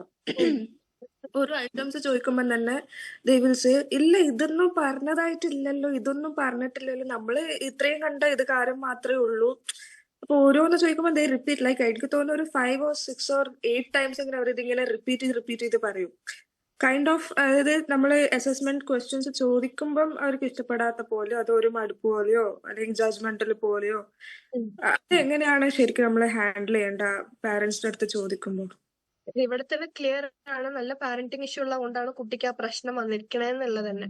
അപ്പൊ നമ്മൾ പാരന്റ്സിനോട് അവരുടെ ആവശ്യത്തിന് വേണ്ടി വന്നതാണ്. നമ്മൾ പിടിച്ചു വലിച്ച് ഞാൻ നിങ്ങളുടെ കുട്ടീനെ ടെസ്റ്റ് ചെയ്യാന്ന് പറഞ്ഞു കൊണ്ടുവന്നല്ലോ. അവരുടെ ആവശ്യത്തിന് വേണ്ടി അവര് പൈസ കൊടുത്ത് അവിടെ ഇരിക്കണം. നമ്മൾ ക്ലിയർ ആയിട്ട് മുമ്പ് തന്നെ എക്സ്പ്ലെയിൻ ചെയ്യപ്പോ നമ്മളൊരു വാൻഡർബെൽറ്റിന്റെ അസസ്മെന്റ് ചെയ്യാൻ പോവാണെങ്കിൽ അവരോട് പറയാം ഓക്കെ ഇന്നത്തെ ഇഷ്യൂസ് ഉണ്ട്, നമുക്ക് കുറച്ച് കുട്ടിയുടെ ബിഹേവിയർ ഇത് വെച്ച് കുറച്ച് ക്വസ്റ്റ്യൻസ് ചോദിക്കാനുണ്ട്, നമ്മൾ എല്ലാ ഏരിയന്നും ക്വസ്റ്റ്യൻസ് ചോദിക്കും. It will take around 30 to 35 minutes. നിങ്ങൾക്ക് ടൈം ഉണ്ടോ, നിങ്ങൾക്ക് വേറെ അസസ്മെന്റ് ചെയ്യണോ ചോദിച്ചിട്ട് ചെയ്താൽ മതി. അവർക്ക് ടൈം ഉണ്ടെങ്കിൽ ചെയ്താൽ മതി, നമ്മുടെ ആവശ്യമല്ലല്ലോ, അവരുടെ ആവശ്യമല്ലേ. ഇപ്പൊ ഒരു അസസ്മെന്റ് ചെയ്തിട്ട് നമ്മൾ അസസ്മെന്റ് ADHDക്ക് ഒരു അസസ്മെന്റ് ചെയ്യാനുണ്ട്, ADHD ആണോ എന്ന് ഐഡന്റിഫൈ ചെയ്യാൻ വേണ്ടിട്ട്. അപ്പൊ നമ്മൾ കുറെ ക്വസ്റ്റ്യൻസ് ചോദിക്കും.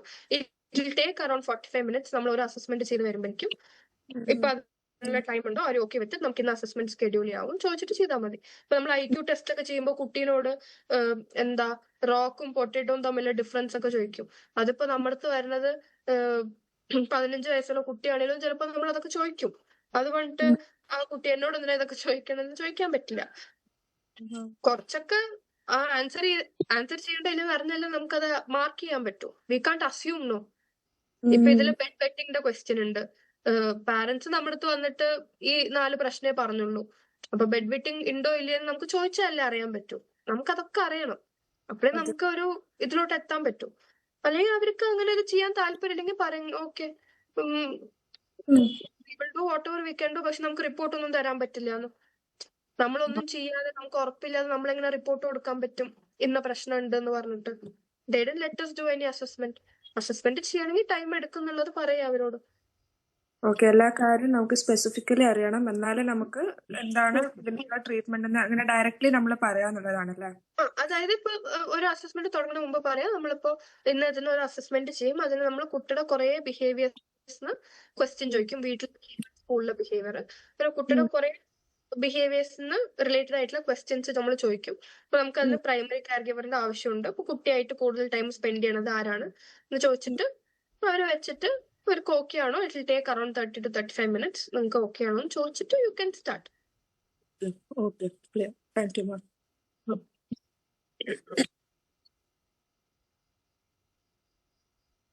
വേറെ എന്തെങ്കിലും ഡൗട്ട്സ് ഉണ്ടോ?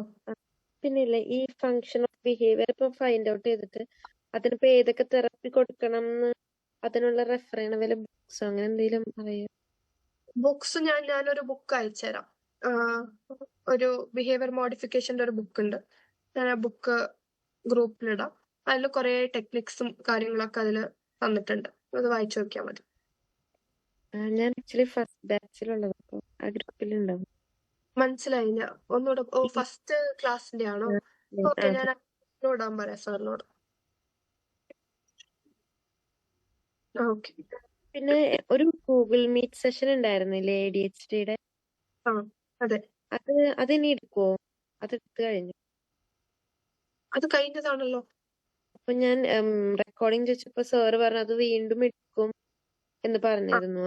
അത് എന്റെ റെക്കോർഡിംഗ് ഇല്ല. എനിക്ക് തോന്നുന്നു മേ ബി അത് ഞാൻ ടൈം ഉള്ളപ്പോ ഒന്ന് എടുത്തിട്ട് റെക്കോർഡ് ചെയ്ത് അയച്ചു തരും. മേ ബി ആ സമയത്ത് വേണമെങ്കിൽ ലിങ്ക് ഇടായിരിക്കും. അത് എന്താ പ്ലാൻ എന്ന് അറിയില്ല. സാറിനോട് ചോദിച്ചിട്ട് പറയാം. അപ്പൊ അതിന് നമുക്ക് മാനേജ്മെന്റ് ഒക്കെ കിട്ടുമോ? അത് അന്ന് എടുത്തിട്ടുണ്ടായിരുന്നു. ADHD മാനേജ്മെന്റ് ഉണ്ടാവുന്ന ജവാദ് സാർ പറഞ്ഞില്ല. അതില് മാനേജ്മെന്റ് കാര്യങ്ങളൊക്കെ സാറ് എടുത്തിട്ടുണ്ടായെന്ന് തോന്നുന്നു. പക്ഷെ റെക്കോർഡിംഗിൽ അതൊന്നും ഉണ്ടാവില്ല. റെക്കോർഡിംഗിൽ ജസ്റ്റ് എന്താ അസസ്മെന്റ്സ് മാത്രമേ ഉണ്ടാവുള്ളൂ. ADHD അസസ്മെന്റ്സ് എടുത്തിട്ടുണ്ട്. അതുകൊണ്ട് അത് ഒരു വർക്ക്ഷോപ്പ് ആയിട്ട് വെച്ചത്, ഒരു ഫ്രീ വെബിനാർ ആയിട്ട് വെച്ചതാ അന്ന് ജോയിൻ ചെയ്യാൻ വേണ്ടിയിട്ട്. അന്ന് 10-60 പേര് ജോയിൻ ചെയ്തിട്ടുണ്ടായിരുന്നു. അത് അന്നത്തെ വെബിനാർ ആയിരുന്നു. അതിന് നമ്മൾ റെക്കോർഡിംഗ് തരാന്ന് പറഞ്ഞിട്ടില്ല. അസസ്മെന്റ്സിന് ഇത് നമ്മൾ റെക്കോർഡിംഗ് തരും. അതിൽ പഠിപ്പിച്ച അസസ്മെന്റ്സ് നമ്മൾ റെക്കോർഡിംഗ് തരും.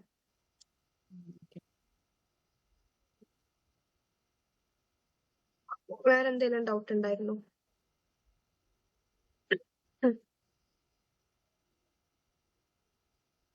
ആർക്കെങ്കിലും എന്തെങ്കിലും ഡൗട്ട് ഉണ്ടോ? ഇല്ലെങ്കിൽ നമുക്ക് ക്ലാസ് വൈൻഡ് അപ്പ് ചെയ്യാം. Okay ma'am, thank you.